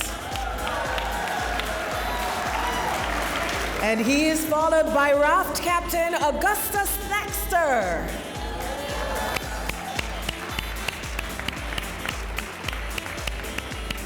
And in this lineup of 51-year serving raft captains, we also have Owen Waugh. Ladies and gentlemen, the final of our 51-year awardees is Red Cap Porter Michael Sylvester Young. Mr. Young. And we're now with Alan Daswani, and he's been in the tourism industry for over 60 years. Over 60 years. First of all, congratulations on being recognized tonight. Thank you very much. How does it make you feel to be among the awardees? Oh, I think it's a great thing. I didn't expect so many people, but there are so many awardees today from all the sectors. But I'm glad that the minister has organized for the Duty Free Association and recognizing the duty-free shopping. So Tell me a little bit about your tourism journey. It's been 60 years, so you must have seen a lot, and a lot has changed. So talk me through your 60 years in the industry. Okay, originally when I came, I started in the duty-free shops, but mostly my family, way back, has been involved in shopping. And our families that come from all the way back, all the names that ends with A and I, they all come from one sector, all doing mostly the shops business, and that's how we started. And when I, at my young days, when I was born, 8 years later, India was divided into 3 sections. One became Pakistan, the other one was India. Now, during the time when the Pakistan came, I had to migrate. Being a Hindu, I had to leave the country. So finally, I studied in India, went to the school, went one day to college, and that's it. For 1 year, I went to Africa. I was there for a year and a half in West Africa.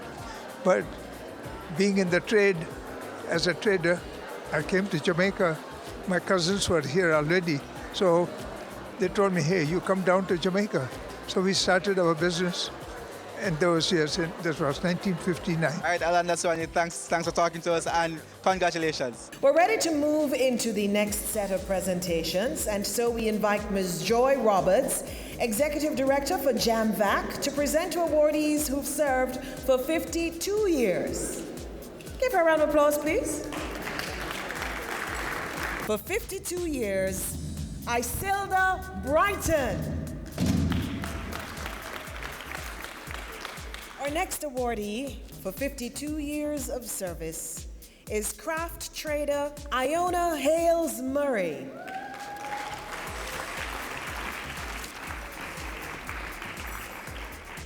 And our final recipient in the 52-year category is Bertram Wright, Ground Transport Executive. Celebrating 53 years, Ground Transport Operator Sydney Bennett.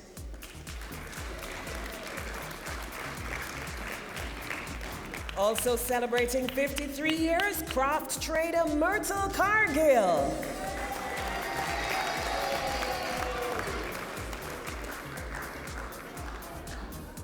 Hotel worker Owen Codlin is our next recipient, 53 years. Next is Frank Gilmore from the food and beverage category. We now move to 54 years. Let's welcome artisan craft trader Pansy Campbell. And we keep the applause going for Eulalie Downer, artisan craft trader, also celebrating 54 years. Winifred McFarlane, also celebrating 54 years as an artisan craft trader, ladies and gentlemen. Also celebrating 54 years, let's hear it for Fitzroy Miller, raftsman. With 54 years, raft captain Sidney Reed.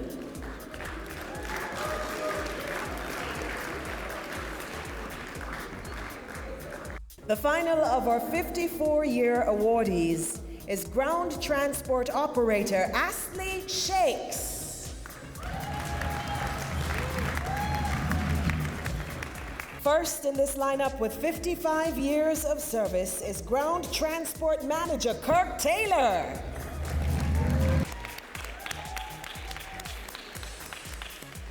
He is followed by, with 56 years of service, Bellman Donovan Anglin. With 57 years of service, we call on raft captain Uriah Samuels.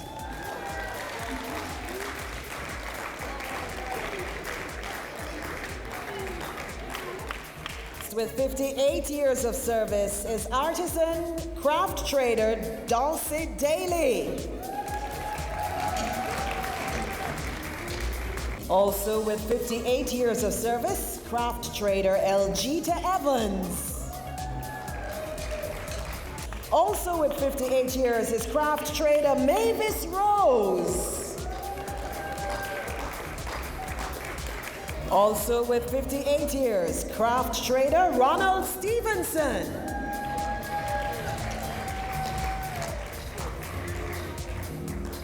The final of our 58-year awardees is ground transport operator Melvin Williams.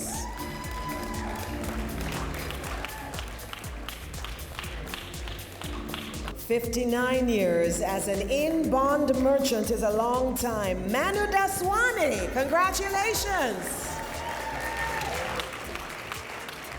And the final of our 59-year awardees is ground transport operator Branford Marson.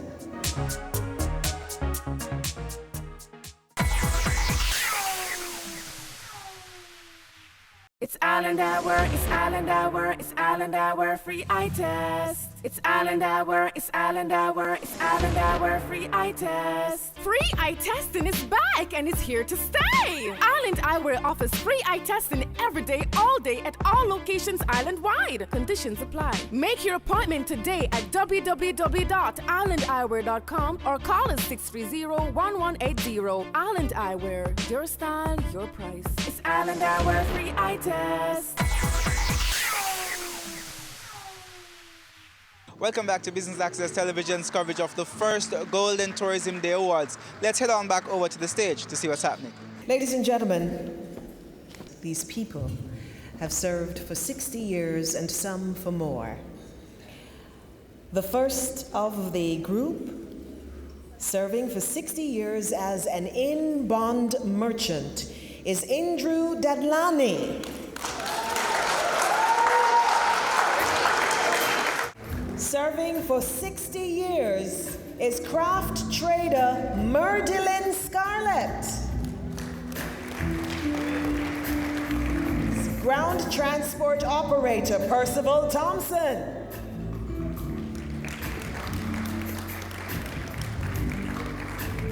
Serving for 60 years, ground transport operator Desmond Tomlinson.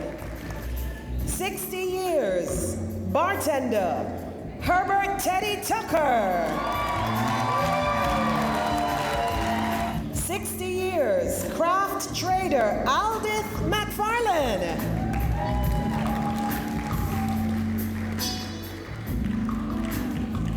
From hotel management, celebrating 62 years, Lionel Reed.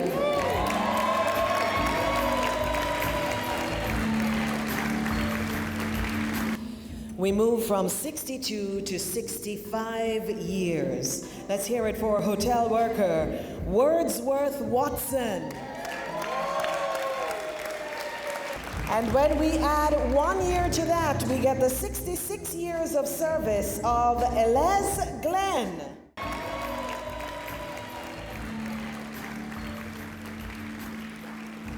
The final awardee with us this evening, 67 years, in-bond merchant Pishu Shandaram.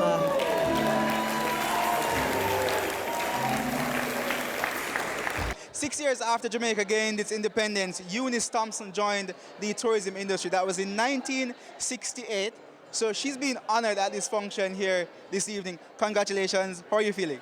Well, I'm feeling very happy to know that I can attend in spite of I got a sick foot, you know, and I enjoy the tourism. I like my tourism and I enjoy the people and the, you know, the tourists and everybody, black and white, everybody. You know, I like how you say you like your tourism because I know it's people like you who encourage visitors and to come back and let visitors feel the warmth of the island. Now, talk to me about what it's been like for you in the industry. Well, for me in this industry now, I gain a little money. I send my 10 kids to school, and I still have my business. Just talk to me more about just how much the tourism. I meet movie stars, I meet doctors, and we correspond and so on in my time. Well, Miss Eunice, thank you so much for talking with us, and on behalf of the entire Jamaica, I want to say thank you for your contribution to tourism. Donovan White, thanks so much for joining us here on our Business Access TV coverage. Sure. Just sum up your feeling of the night for us. No, this is fantastic. This is exactly what we wanted, what we hoped for. We hoped for a room filled with persons who have worked in industry. We awarded people from 50 years to 67 years. These persons have never been recognized before.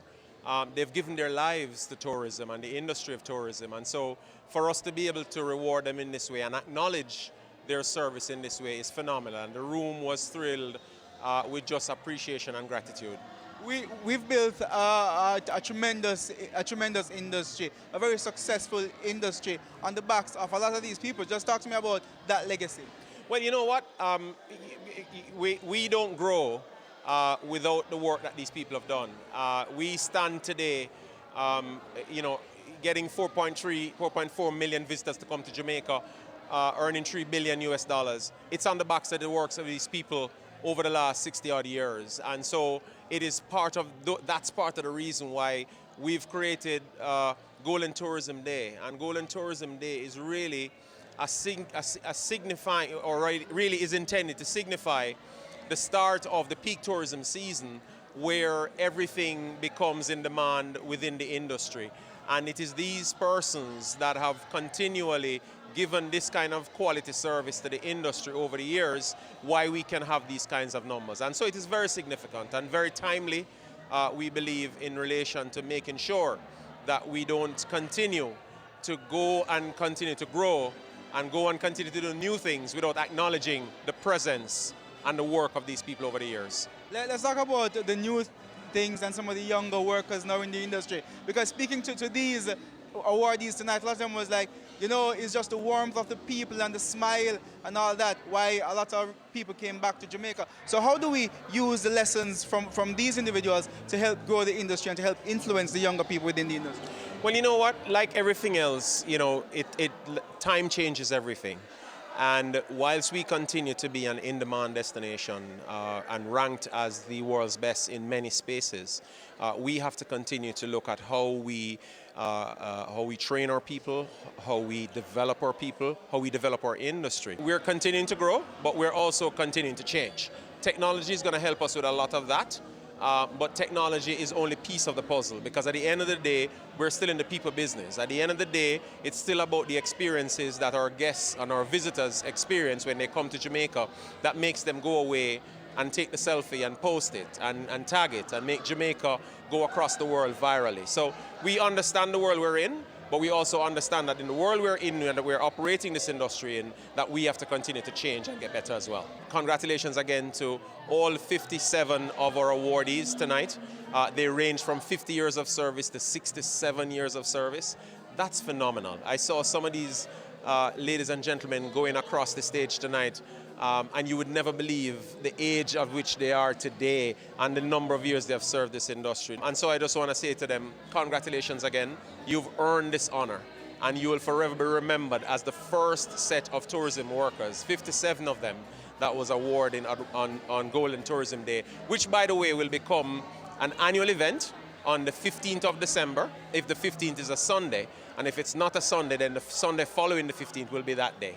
And so we want to ensure that people in the industry, owners, operators, stakeholders, understand that this is a day when everybody must come out and support the people on the backs of whom we have climbed to build this industry.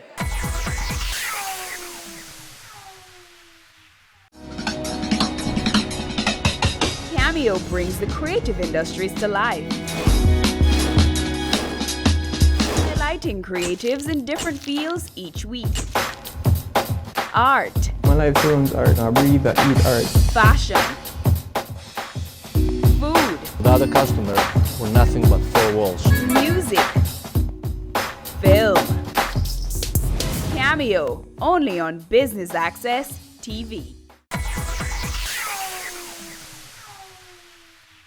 And we're now catching up with Inju Dadlani. He's one of the honorees tonight who has been in the tourism industry for over 50 years. But it goes further than that, because you said your father came here in the 1930s. 1932, and then they opened their business in Kingston. And then he was transferred in 1954 to Montego Bay by the Dadlani family. Right. And he went on his own in 1958 into fully tourism. And from 1958 till today, we never look back. We're always in the tourism. It's a different type of tourism we were in. We were in more souvenirs. We were in cloth. And today we are in luxury, high value watches and jewelry. So your business has evolved and kept up with the time. As the market changed, your business changed? Well, the market has changed. You have Amazon, you have a lot of competition in the US. Luxury, the millennials are not so luxury love. They will spend $3,000 on an iPhone versus $3,000 a piece of jewelry. I know, but we are adjusting. We then have to pick it up in volume. We thank God that we have a dynamic minister pushing tourism to nearly 5 million tourists. Being among the awardees here tonight, what does it mean to you? It's an honor and a privilege. All right, Mr. Dadlani, thank you so much. Congratulations to you and to your family, because it's a family tradition. My pleasure. Tourism Minister Edmund Bartlett joins us now. Mr. Minister Bartlett, welcome to BATV's coverage. Thank you very much. The first Golden Tourism Day Awards, just some of your feelings for me right now. Well, first of all, when I had the idea of making the 15th, 16th of December the Golden Day and to inaugurate this Golden Award, I thought that we over time had celebrated this as the start of the winter season. And we no longer have winter season, summer season. We now have all year round tourism. But in the psyche of the Jamaican people, it's still the 15th of December or the 16th of December. And so we decided to do just that. Yes, make this date still be a critical part of the tourism calendar, but in fact for a different purpose, for the purpose of honoring those on whose back we stand in this great industry today. The growth that we have had over the last 50 years has been phenomenal. No industry in Jamaica has grown consistently the way tourism has, and with the future and potential for even more growth. For example, early next year, we're going to be breaking ground for 6,000 more rooms. We're talking about bringing new products in, casino gaming with its attendant value added of entertainment and shopping and sports and maritime activities. Now, all of this is going to create a new demographic into the destination. And then to build up air connectivity with new markets, with the LATAM coming from Peru. For this winter season, for example, it's 11 new gateways that we've opened with 125,000 new seats coming in for this winter. So what we're saying is that to pause and reflect on what we've been and the journey, and then to refresh ourselves as we create a new vista for the next 50 years. One last word of congratulations to the awardees tonight. Yes, I want to thank them. 3,025 years of accumulative work and contribution to this industry. We wonder what tourism might have been had these people not done what they did. And so words are not enough to convey our feelings about them and our love and appreciation for them. I just want to say to them, God bless you all, and thank you so much for your contribution.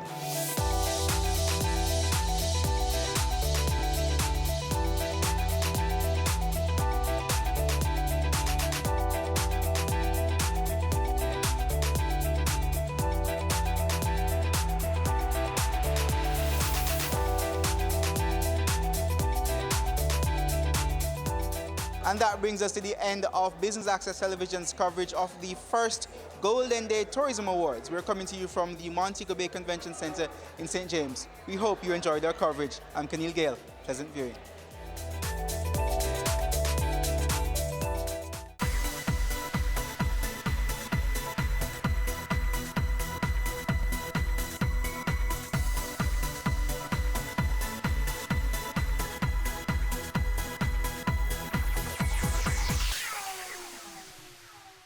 They say it takes a village to raise a child, but the world will one day need the leadership of that child. The time you spend with your child matters. It stimulates their minds and shapes the way they act.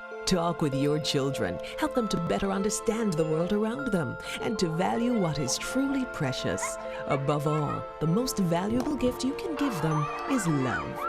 Play, talk, teach, love. Take the time. It makes all the difference. A message from the Parenting Helpline and Ad Council Jamaica. On Point is brought to you by Crow Jamaica.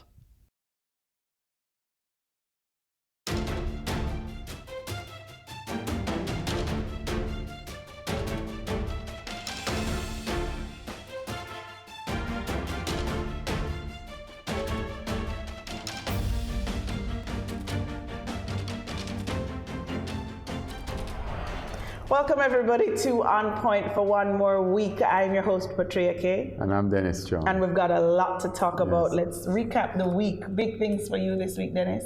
The biggest thing for me is the start of impeachment process, or Nancy Pelosi announcing that they're going to start the impeachment process for Donald Trump. And over 160 Democrats in the House now support it. I don't know whether or not that's going to go far. I mean, they've been inching towards him since the actual election happened. It's been how many years now, and he's still in there and batting but strong. The difference now is that he's on camera admitting that he actually did have some breach in terms of his talking to the Ukrainian president about investigating his political rival. Well, we watch that and see how it plays out. The biggest thing for me certainly was what happened in our transport sector right here at home in Jamaica. One taxi driver dead, one JUTC bus driver dead. The system virtually crippled for an entire day. There's this issue of violence that we have. There's an issue of the inability to solve disputes. I mean, talk it out, don't fight it out, whatever happened to that. It all escalated because people had a dispute on the road about passengers. Well, I wasn't surprised when I heard it. I wasn't surprised about it. I've commented in the past that something like this is going to happen. We have very indisciplined behavior on the roads. And I think at some point in time, the road rage was going to converge with the violence that we have in the society. The problem that we have is that we've just let the indiscipline gone too far. Indiscipline, violence now is a way of life. The authorities have just ignored the thing for way too long. Commendations, I think, have to be given to the folks at PSTEB who stepped in the gap as best they could on the morning of the strike of the JUTC bus drivers. They could have been seen on the road with their police buses, recognizing the vulnerability of our students who would have been at the bus stop waiting to go to school and picking them up and giving them a free ride to their schools. And I think we give them a beat up when they deserve it, but the commendations must also go to them as well. As I've always said, I think that Kevin Blake was going to do a good job. I mean, maybe it's a good thing that we have him there now rather than the person who was there before. But Blake, someone I know very well for a long time, and I've always thought that he was going to do a good job at PSTEB. Well, I absolutely think they did so on the morning of that strike. Any other matters at home that stood out for you this week? Well, for me as a Jamaica College old boy, I mean, former Minister Will Reid, his comments and the news that was carried that he was trying to get back his job at Jamaica Standing College. his ground that he's not resigning. I think the problem that we have with that sort of thing, I see it as a tactical decision on his part, but I've always lamented the fact that our labor laws need reforming, and that was a part of one of the things that should have been done under the IMF agreement, that we have failed. Both administrations have failed to deal with it, to reform the labor market, I think because of politics.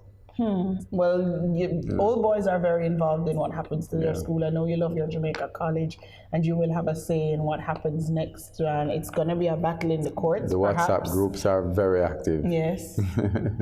Well, so much for what happened in the week. Let's talk about what's happening in the show. We're taking a look at climate change, more specifically climate crisis. Is that where we are? How is Jamaica being affected by the change in climate, and is it unsalvageable? Are we at the tipping point? We're talking about it on Point. We'll look into that a bit more later, but first, let's take a look back at some of the top business stories of the week. At number 5, the world's oldest travel company, Thomas Cook, collapsed last weekend, leaving hundreds of thousands of holiday makers stranded around the globe, including some in Jamaica. The company folded under a pile of debt after trying unsuccessfully to secure a rescue package from its lenders. Meanwhile, the United Kingdom's Civil Aviation Authority said Thomas Cook had now ceased trading, and the regulator and government would work together to bring the more than 150,000 British customers home over the next 2 weeks. And at number 4, Jamaica's tourism ministry was left reeling from the possible fallout locally from the Thomas Cook collapse. Tourism Minister Ed Bartlett said Jamaica is likely to lose about 8,000 visitors and $10 million in revenue from the travel company's closure. At number 3, the latest figures from the Statistical Institute of Jamaica Statin show that Jamaica's import bill rose for the January to June 2019 period. Jamaica spent almost $3.3 billion in imports, an increase of 13.3% when compared to what was spent during the similar period in 2018. Your number 2 story this week is the chaos that ensued in the corporate area on Tuesday following strike action by Jamaica Urban Transit Company JUTC bus drivers. The drivers walked off the job after a colleague was murdered. This left thousands of passengers stranded. The police had to chip in to get some commuters to their destination. At number 1 this week, the government tabled the supplementary estimates of expenditure in Parliament on Tuesday, proposing to spend an additional $50.15 billion for the current fiscal year. This will increase the $803.24 billion budget approved in March this year to $853.39 billion. On the capital side, $5 billion in additional allocation has been made under the Ministry of Economic Growth and Job Creation for spending on roadwork under the Major Infrastructure Development Program. When we come back, the climate crisis and Jamaica's fight to survive after the break.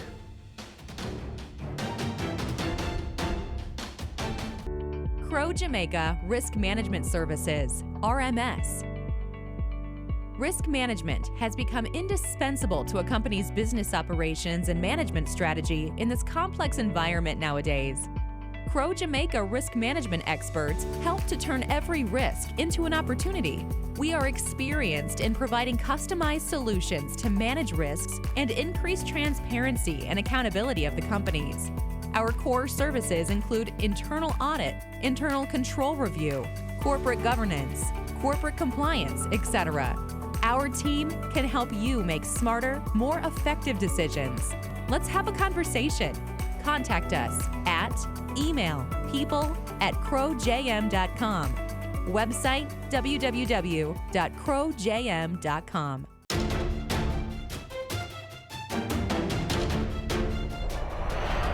Welcome back to On Point. Now, Prime Minister of Jamaica, Andrew Holness, spoke earlier this week at the United Nations General Assembly about the climate crisis. He spoke about how it's affecting small island developing states like Jamaica. Take a listen to some of what he said. Prime Minister Holness of Jamaica. Clearly, the islands are on the forefront of the feelings of the effects of climate change. Your voice needs to be heard in this room. The floor is yours. Colleagues, friends, the global financing system requires immediate transformation to support action to tackle climate change. For the past year, Jamaica has been co-leading efforts to make this happen. The transformation must be science-based, technically appropriate, transparent, and supported by accurate and inclusive tracking methodologies. Here are some of the things that we have been looking at and advocating. The Paris Agreement, Capital Transition Agreement, risk scenario analysis tools already applied by 600 financial institutions worldwide could be adopted by private institutions and private investors to align their portfolios with the Paris Agreement. The Task Force on Climate-Related Financial Disclosures should be used to better inform investors on climate-related risks. Jamaica's effort to achieve fiscal discipline have not been without sacrifice. It is essential, therefore, that we have access to innovative, low-cost, and flexible financing windows to protect our hard-earned economic stability. We therefore welcome the commitment by multilateral development banks to further mobilize $40 billion of climate change investments from private sector investors annually by 2025. This includes important provision of technical assistance, use of guarantees, and other de-risking instruments. We also welcome their announcement of doubling adaptation financing to US $18 billion annually by 2025. I close by reiterating the concern of developing countries that the delivery mechanisms for climate finance are still fragmented and slow. The bottlenecks and gaps in the project investment value chain prevent climate finance from getting to where it is most needed. We are encouraged, however, by new and exciting developments, such as the Closing the Investment Gap Initiative and the Climate Investment Platform, which hold great promise and will expand to meet the investment and technical assistance needs of more developing countries. Colleagues, there is no silver bullet for climate finance challenges. However, by supporting and promoting existing and new initiatives, we will be taking action that the younger generation is demanding. Remember, they are watching.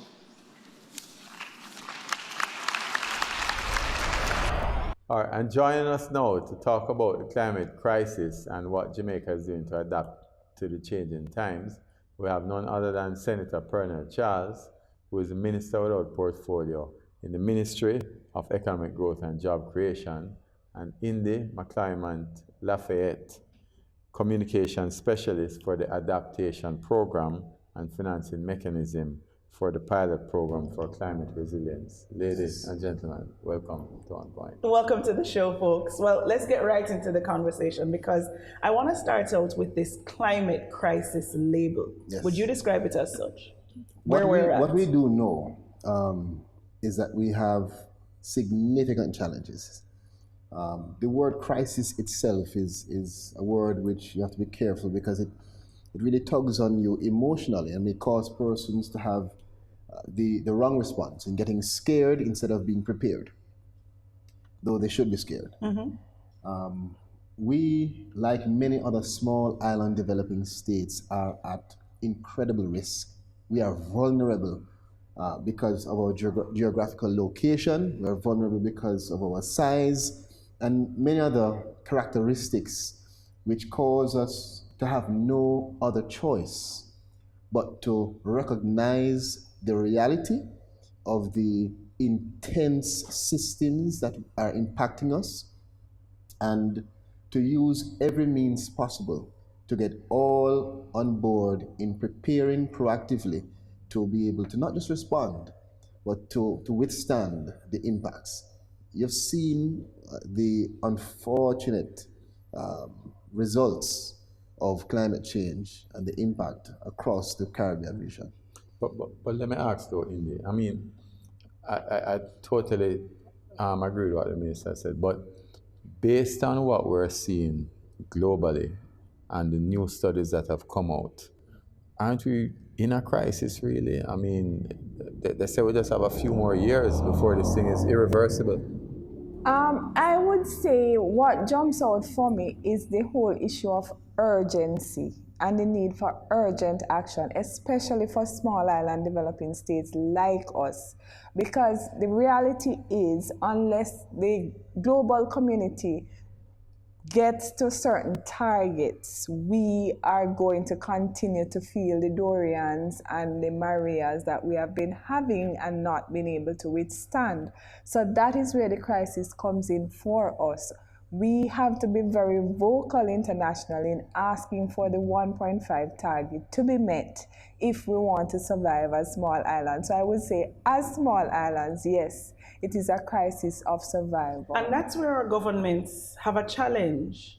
The urgency is required not only on our part in saying, look, we're being affected, but the urgency must be recognized by the bigger nation states, the global village, that we are the ones that we're seeing Hellshire disappear. We are the ones that are having the coral reefs disappear. We are the ones that are getting hit by the Marias and the Dorians. Yes. Are they seeing it as a matter of urgency? No, I believe so. I think that you have several partners globally who recognize the importance. And our Prime Minister, as you rightly said, is right now at the UN General Assembly as one of the leaders in this discussion around climate financing, together with France and Qatar.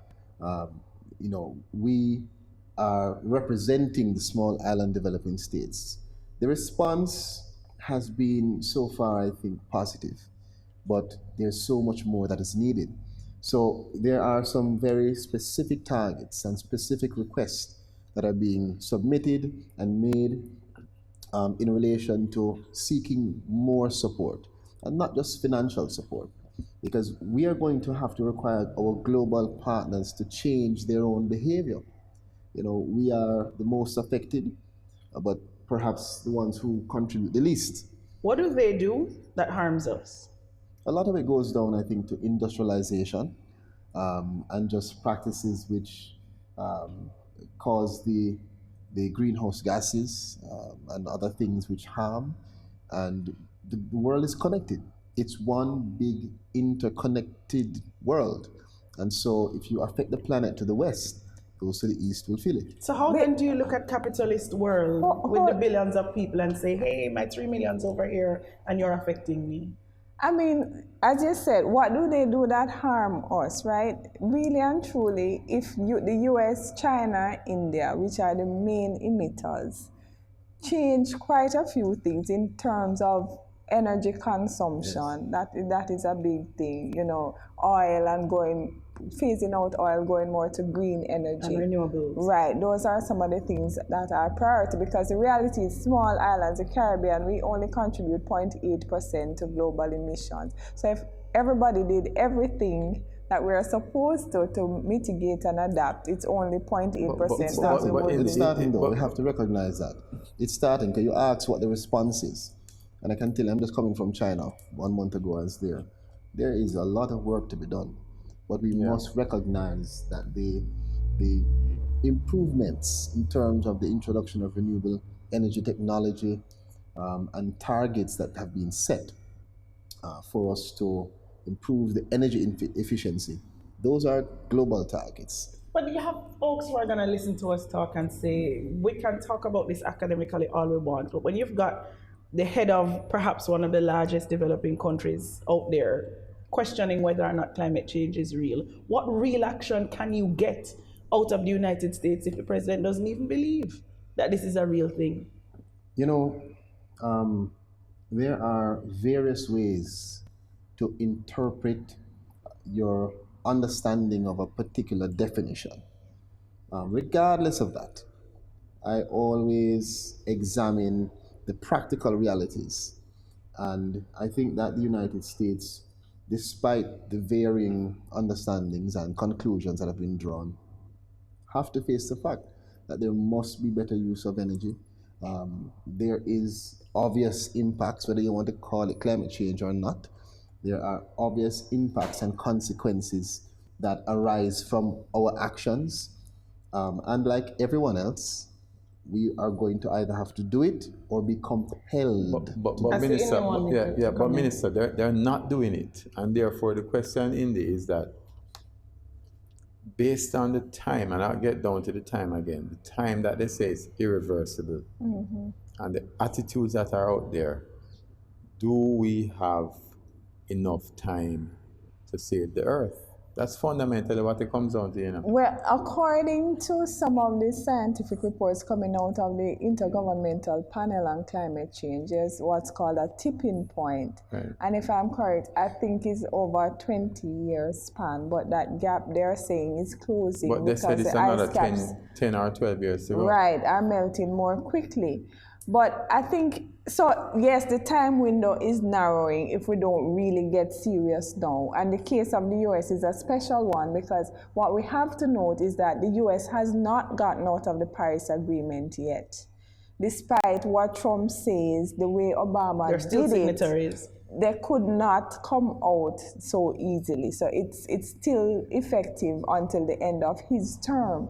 What he has done is cut funding for some climate action. Which makes a difference. Yes, it does, because for the international target, one of the key targets they wanted to reach for 2020 was $100 billion, so that they could split that to help. $100 billion Yes. dollars? Yes. Yes. Split that to help cover both mitigation measures internationally as well as adaptation, which is where we as small islands would get more access to funds to adjust. So now they haven't met that $100 billion target. So I get, and so that does raise the question. So what's the implication of not meeting that $100 billion target? That is really It's two things. They're behind on the target, and in terms of the global emission, in Paris, when the agreement was signed, they were saying working towards 3% reduction. The Caribbean islands want 1.5. The reality, the scientist says, is that we're closer to 4. So the priority is still therefore, behind. what is the implication? So for the man on the street, when you're talking to him, what is going to happen to him? If you don't take care of your woman, she'll leave you. Yes. If you don't take care of the planet, it will leave us. The planet is a living creature. And the small it's all islands, interconnected. the small and we as islands humans will be removed. If we don't will take care go of it. first. It's simple. It only takes a trip to Hellshire for you to feel in a real way. Have you look back on your pictures from 20 years ago. Forget the pictures. And you see, but your own have to juxtapose it. If in 6 months you go there and you can visit, there is no sand at Hellshire anymore. But there a lot is no of sand. that is also for us to do. So I understand the necessity for our partners who are perhaps the main contributors to be compelled to help in our building up of resilience, because that is what is required. We don't want to be responding. We need to build up and adapt and create the capacity to be able to withstand the impact. Now, but we have a lot more to do here as well. There's a positive story about some fishermen on somewhere along the coast who actually rebuilt the coral reefs. Oh, that's Yes, we have a number of those. We have a number of those across the country, and White the program we're River. involved in. A part of our project, we provided funding for White River Fishermen's Association, and they planted 1,000 pieces of coral, baby corals, and they are reforesting the reef. It's a fantastic project. But that's dropping the bucket. Yes. But it's important. I mean, I don't want, because a lot of the persons I speak to take the stance of, well, what I'm going to do won't make a difference. It will. And we must create that narrative and push that sentiment. Every nickel, every drop in that bucket will count, okay? But it still means that we have to have massive policies and we have to have a very clear understanding as to where we're going to go with the planet. I want to just put something on the table. I was a part of the team that went to the Conference of the Parties last year. And what I know the Climate Change Division has been doing, it's twofold.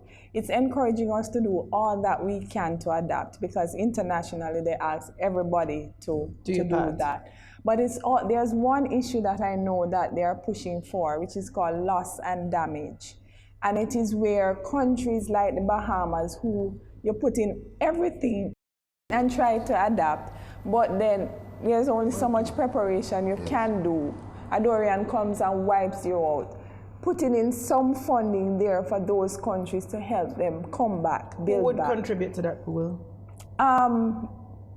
Everybody, mostly the developed countries. But even nationally, we're trying to do that now. Mhm. Because, part of our discussions here are to ensure that we have funds that are earmarked to be able to respond to that kind of disaster. People have been having issue with our contributions to the CRIF fund, saying we keep pouring this money in the fund, but the kind of devastation that's required for you to draw down on those funds, we haven't been able to. So flooding has cost us a lot.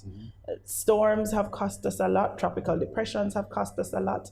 But the trigger to draw down on those funds, you need a Dorian to happen. And so it's a wasted expense for Jamaica. What do you say to that?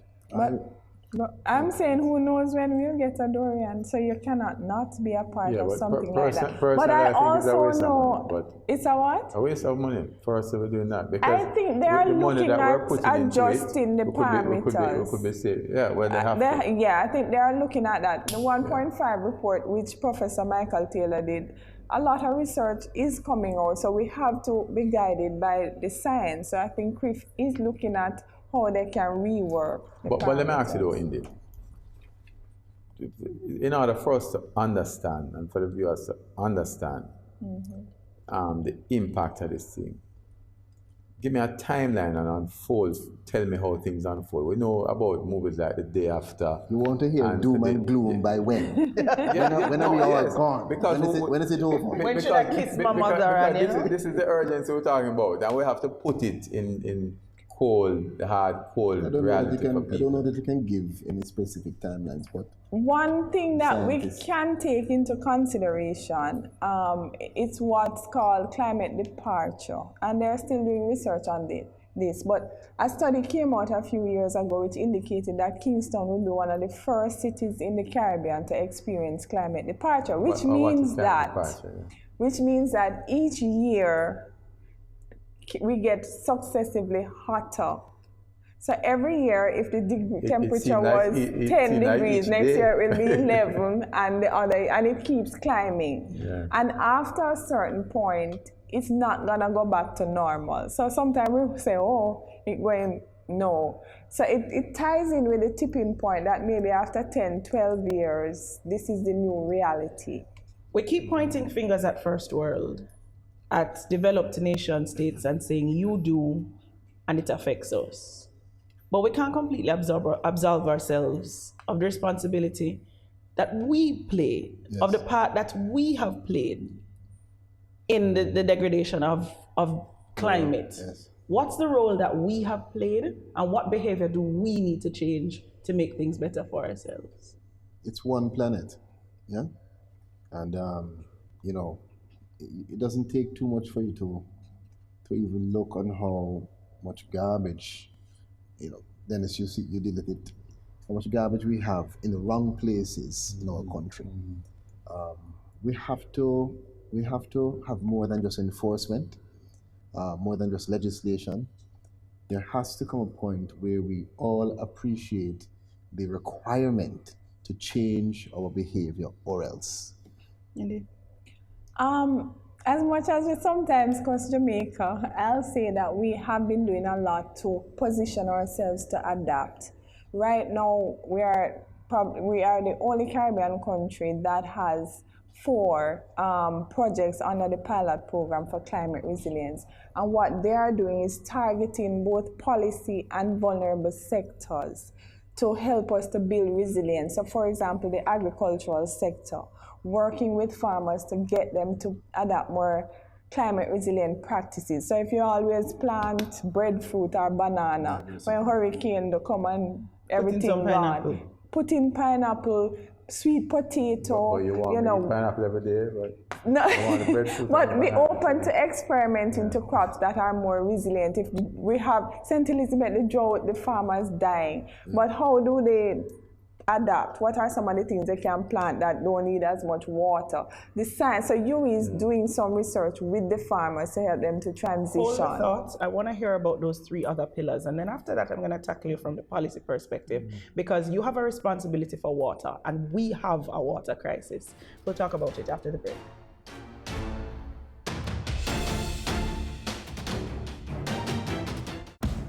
I'm 36. I'm a husband, a manager, and still very good looking. In 2 hours, I have the most important meeting of my life. But first, it's time to play.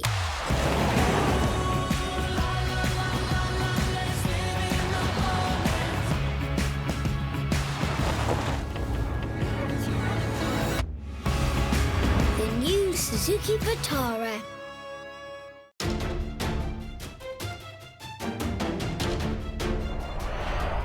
Welcome back to On Point, viewers. We're talking extreme climate change right here on the show. We have Senator Pernell Charles and also Indy McClymont. And just before the break, you were mentioning the adaptation pilot program that you are working on. There are 4 pillars. One is taking a look at the re-education of the farmers and getting their own crops a little bit more hearty, having them think about mitigation measures and adaptation. What else is happening there? So the PPCR projects, one looks at climate data collection that is run from the Planning Institute to ensure that we can be predicting what's coming, updating our equipment. We're looking at the policy level, working on the climate change policy and mainstreaming climate change throughout government and with partners. My project in particular has been working with providing financing for climate adaptation at the community and ground level. So we have given over 115 grants, and the JN, working in partnership with JN, we are offering climate smart loans for individuals and companies to adapt to climate change. With what? When I get, what do I need money to do in my company or in my Look at the job we're having now. I mean, water security. Go to your house, get a black tank so you know that when NWC not cutting it, you at least have 2 weeks of water or whatever time frame. So something as simple as that, you can access the 5 million to do something. But that water like is not water you can drink though. It's water you can use like in your lawn. Well, part of what technically you can get purification pumps and so on to put everything in so that it's fine to drink. But Minister, talk about that. What are some of the policy things you're pushing now? Because you spoke about the garbage thing, right? But we still have a piece of legislation in the Parliament that's supposed to up the fines for people who dispose of garbage illegally for years now, right? We don't see any tax incentives, for example, coming on. What are some of the things that the government is thinking of? Because I know it's a big concern for the government. Well, I tell you, in general terms, I know that in terms of the specific to climate change, there is a framework that is being developed to ensure that there is the interconnectivity between all of the ministries and agencies, and to highlight the importance of all of these ministries having sustainable development at the forefront of their activities.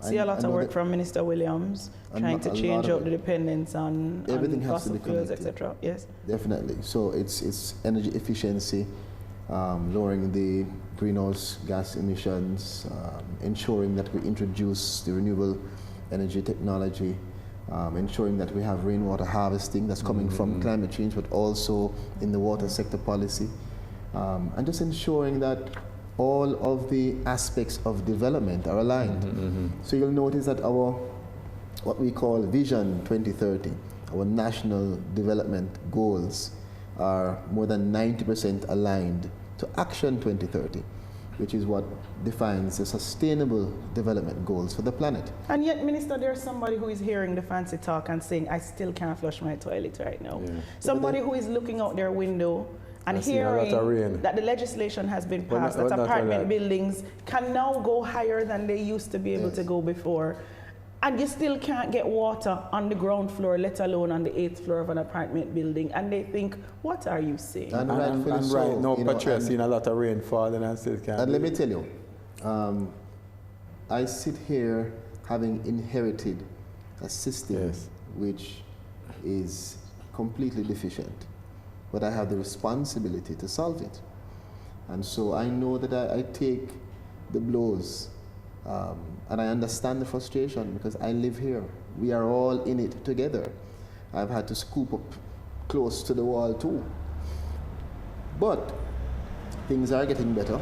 How? We have already started. We're working also with the within the ambit of the whole sustainable development and climate change issues to ensure that we do what is necessary to diversify our system, to put in place the investment in our upgrade of the water transmission systems, to build out better maintenance protocols so that you don't have one part going bad and then you have 8 months delay and 200 people not getting water. And I hear you, Minister, but there are people who are going to say we are being as capitalist as the first world folks, because if we are going to pass legislation for example, the high rises, the allowing of the increase of the density of the apartment buildings, and say put on 4 more floors, and not fix the water issue first. But while we it's cart do before the horse. While we do so, because remember, development it's including several elements. One of the most important, the core of it to me, is water. Now, while we increase the amount of infrastructure across a corporate area and other places, we are also looking on those regulations and legislation that's going to make it mandatory that you have the necessary storage capacity, that you have the right size pipes, that you're able to provide the water to all of the persons in your complex. So the onus will be on the developer? On the developer. We also as government have a lot of work to do. And so you'd have seen, and you'd have heard rather, a number of announcements that are short term, medium term, long term. In the short term, we unfortunately have to rely on the trucking. So we have to procure more trucks to be able to do so, because it doesn't matter how much money you put to it. If you can't get it into a truck, sanitized, and to the person, it doesn't make sense. But Minister, isn't one of the issues that we have, though, that we come up with all these things, and over the years, it has been a history of Jamaica. You come up with all these laws and regulations, and there's no enforceability. We can't even lock off. Which is what I said earlier. Obey the night noise abatement act. Which is why my stance is you must have the law, because it is important to have a framework for somebody to, even if not for the citizen here, for an investor to be able to project and to put in place in their examination of the country, what is this country about? What are the understandings within which we can execute our function, our business? So it's important. But more important, and I said it earlier, is to make sure that we are implementing the initiatives and we are stimulating our citizens from a very, very early age to become standard bearers. This is your country, and so you must know how to harvest, how to conserve, how to consume, how to protect. But it can't all be on the citizens. It has to be a partnership. It has to be a combination of things, including the upgrades, including the change of attitude, including the management of NWC and other agencies. And so I still want to stay on the role of the government, because we're talking about cracking old asbestos pipe network across the country, that with all the development we're doing with roadworks, we're doing a disservice to the water network. Are we willing to look at funding models similar to the model we perhaps used to build out highways and do the road network? Are we open? Are our international partners open to refurbishing the water network with that same kind of model? Well, we should be pleased to know that Prime Minister Holness actually ensured that the new roadwork that's taking place was also coupled with the necessary repair of those pipelines. That is actually one of the reasons why we've had some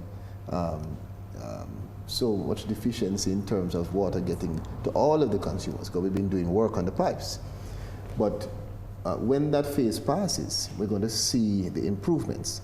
So we've at least come to a place where we understand the importance of the unison between road work and pipeline work, so that we reduce the waste and increase the efficiency. Now, to the other part, yes, right now we have evaluated already the cost to truly comprehensively upgrade our system, and it is said to be 3.5 billion US just for our water sector. Throughout the country? Throughout the country. I mean, we need 60 million gallons per day for the corporate area, 188 million gallons across the country.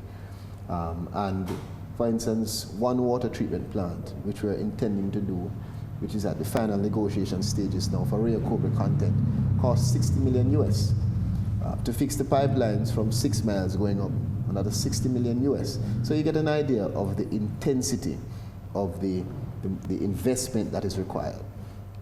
We are examining a number of options to define exactly what is the best approach to find the money, because it all comes down to us requiring a complete, comprehensive change. Because the longer we take, there is waste. Mark Barnett and his team from the NWC will tell you that so many gallons of the water that we actually collect is going to waste. Of what we produce, coming to you, Indy. We have what we call the non-revenue water. Right. And of what we produce, nationally they estimate that almost up to 70% is lost. In the corporate area, where we have high population density, pardon? Hasn't it been reduced from 70%? Well, in the corporate area, due to this project which has been instituted in its 4th year now, partnership with Maya Jamaica, they've been able to reduce the corporate area from 63 now to 36%, a magnificent reduction. And so, you know, we'll see more water being available to the system, but much more is needed. Much more is needed. And you wanted to say? Yes, I wanted to make the point of policy, and we spoke about the gap between enforcement and what is there. But critically too, if we're gonna get funds internationally for some of the actions that we want, we do have to ensure that the policies are there and meeting the needs. And so there are quite a few when it comes to climate change that we're in the process of looking at. One of the things that the adaptation program is doing is a national spatial plan, which ensures that Jamaica's planning, it sort of merges with Vision 2030, but in a more detailed way. So looking at, okay, we have so many squatters across the island, and if that population continues to grow, how are we going to deal with that, with climate risk? Plenty of them squat on the river, and therefore when it floods, we hear how much drown. So how are we mapping that? And we're using the technology, we put in some online portals so we can sort of map some of these things, so we see 10, 15 years, where do we need to be, and we backtrack and say, okay, we need money for this because this is where we are heading. But Minister, that's another problem, you know. The squatting is a serious problem.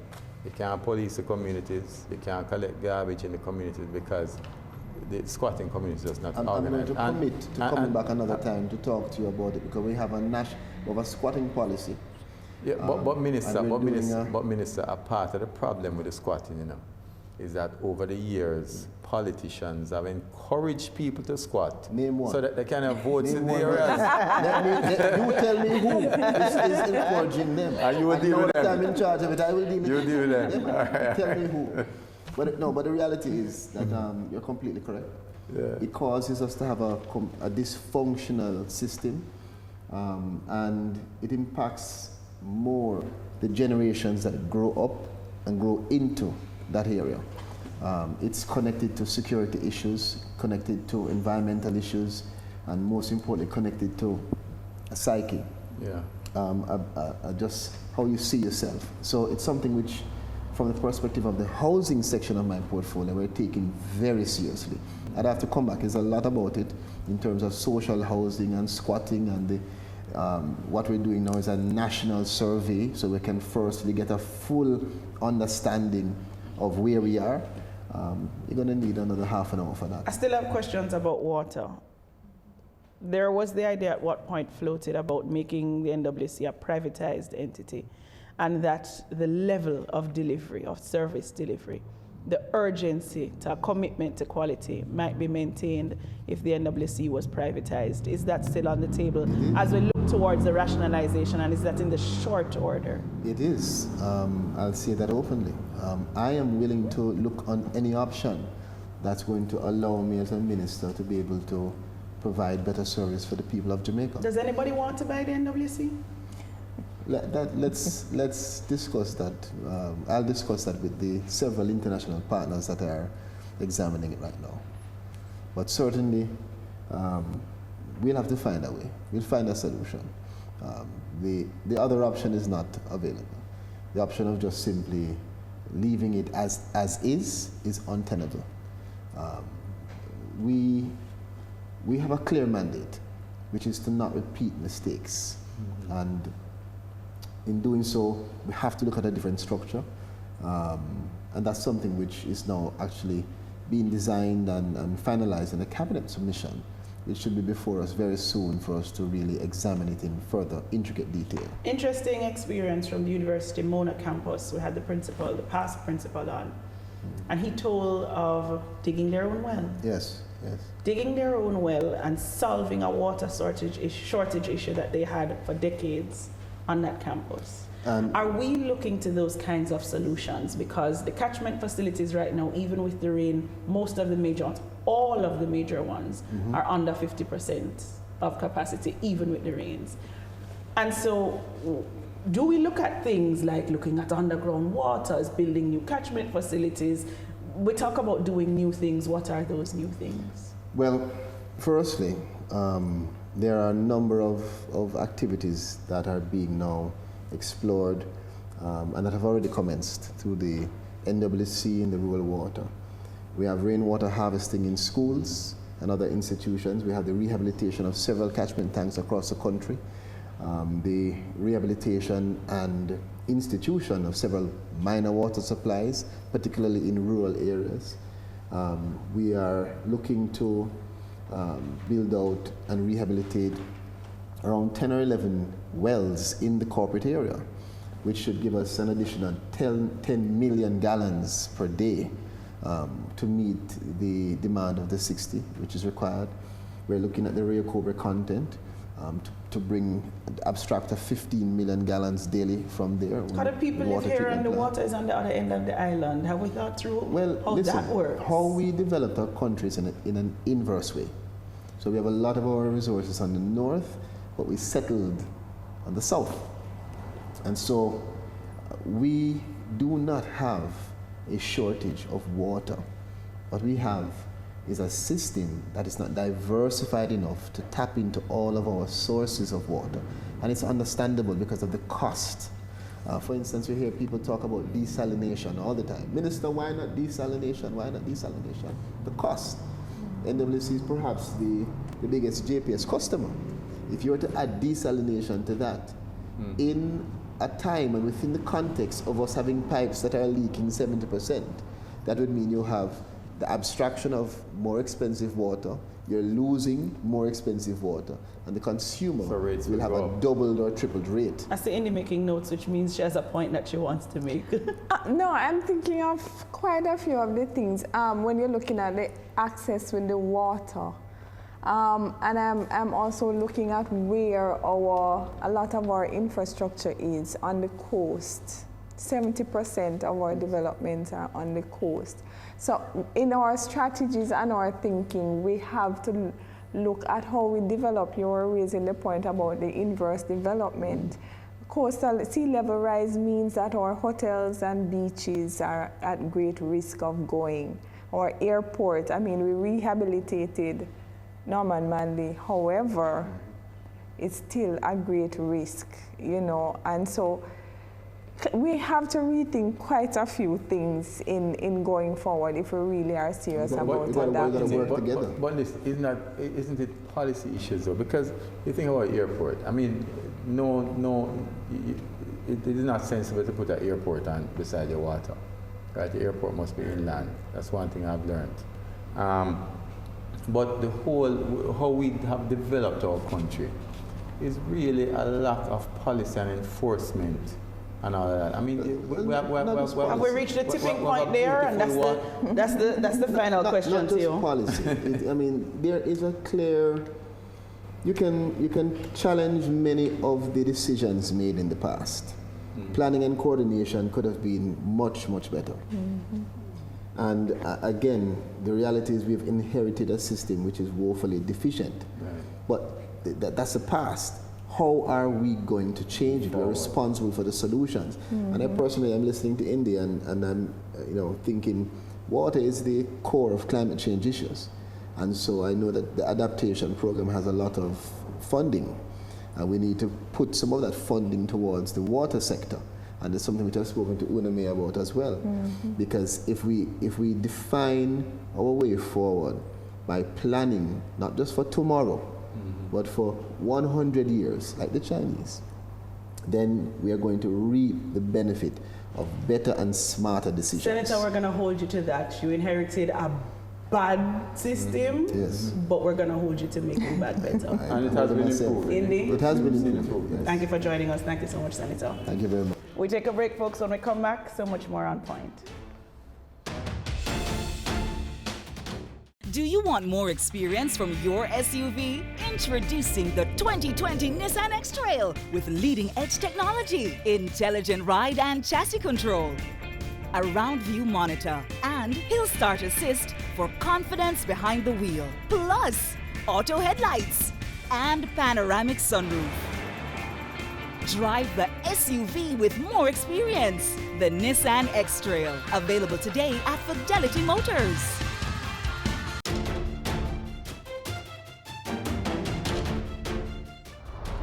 Welcome back to On Point, folks. Things have changed a lot for the Earth over the last 100 years, and a lot of that change has been because of our own changing lifestyles. How much has the planet been affected by our doing? Take a look at the numbers.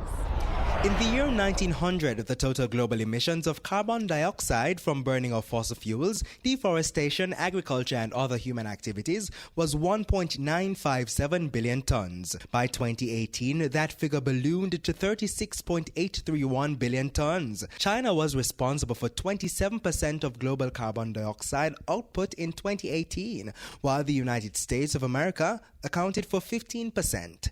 Sea level has risen 4 to 10 inches over the last 100 years, mainly because water expands when heated.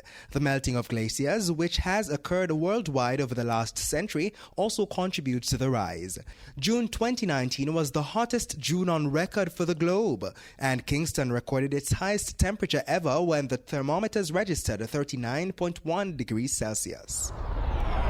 And our On Point team hit the streets and asked, what are you willing to personally give up to fight climate change?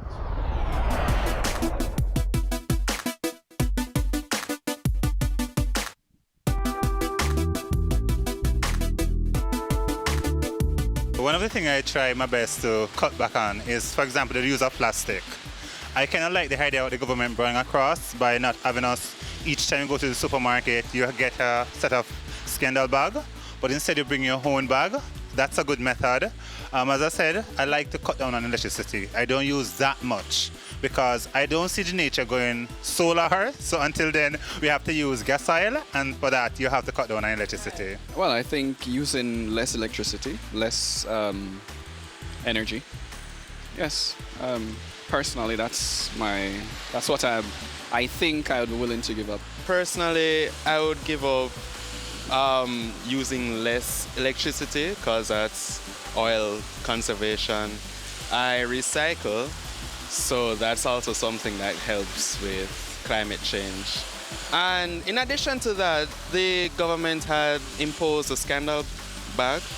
That's a very good move, to be honest. I think that it is effective, as we can plainly see. So we as individuals need to help out the government in reducing climate change? As it relates to climate change, I don't believe that I do anything that contributes negatively to climate change. People in our community, though, I'm sure, do some things like burning garbage. So what we could do is probably encourage persons more to put their garbage away. Call National Solid Waste Management, because they do collect if you give them a call. So that's something that could be done. So awareness, I guess, or education about it. Deforestation for me. I do a lot of that because I want a better view. So instead of cutting down a limb or so the tree affect, I just take out everything. So I guess I gotta stop and prune. Instead of deforestation, I guess I gotta prune now. For me, climate change has a lot to do with pollution and things like that. So if we could use a lot more biodegradable products, get some help with the drainage. I mean, look at what's happening behind you. But of course, outside of that, using more biodegradable products, using things that are more eco-friendly. So like our fuel, less emissions, things like that. I am willing to give up driving to work. Presently, I take the express bus to work. So, that basically I'm using less gas. In order to minimize my negative effect on the environment, I'll reduce my consumption of water. So basically, rather than use the hose to wash the car, use a bucket.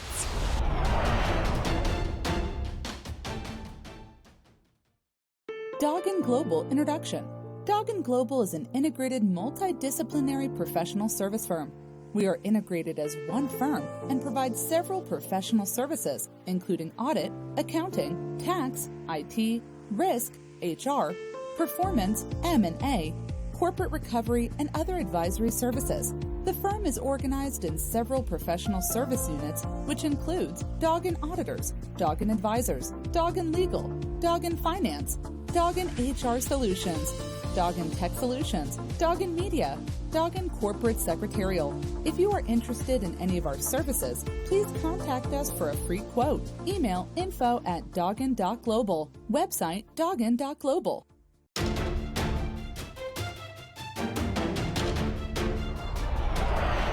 But then it's what a discussion. Sometimes you have this helpless feeling as a small island developing state. So much of what happens to us happens not because of us. And so you feel a little helpless sometimes. Yeah, it's definitely the biggest challenge, I think, facing the globe right now, climate change. But personally, my view is that I don't think that we're going to be able to get away from that tipping point. No, I mean, I'm just being practical. I mean, we've been distracted by Brexit, by what's happening with Russia and their ambitions, by what's happening in the US with politics.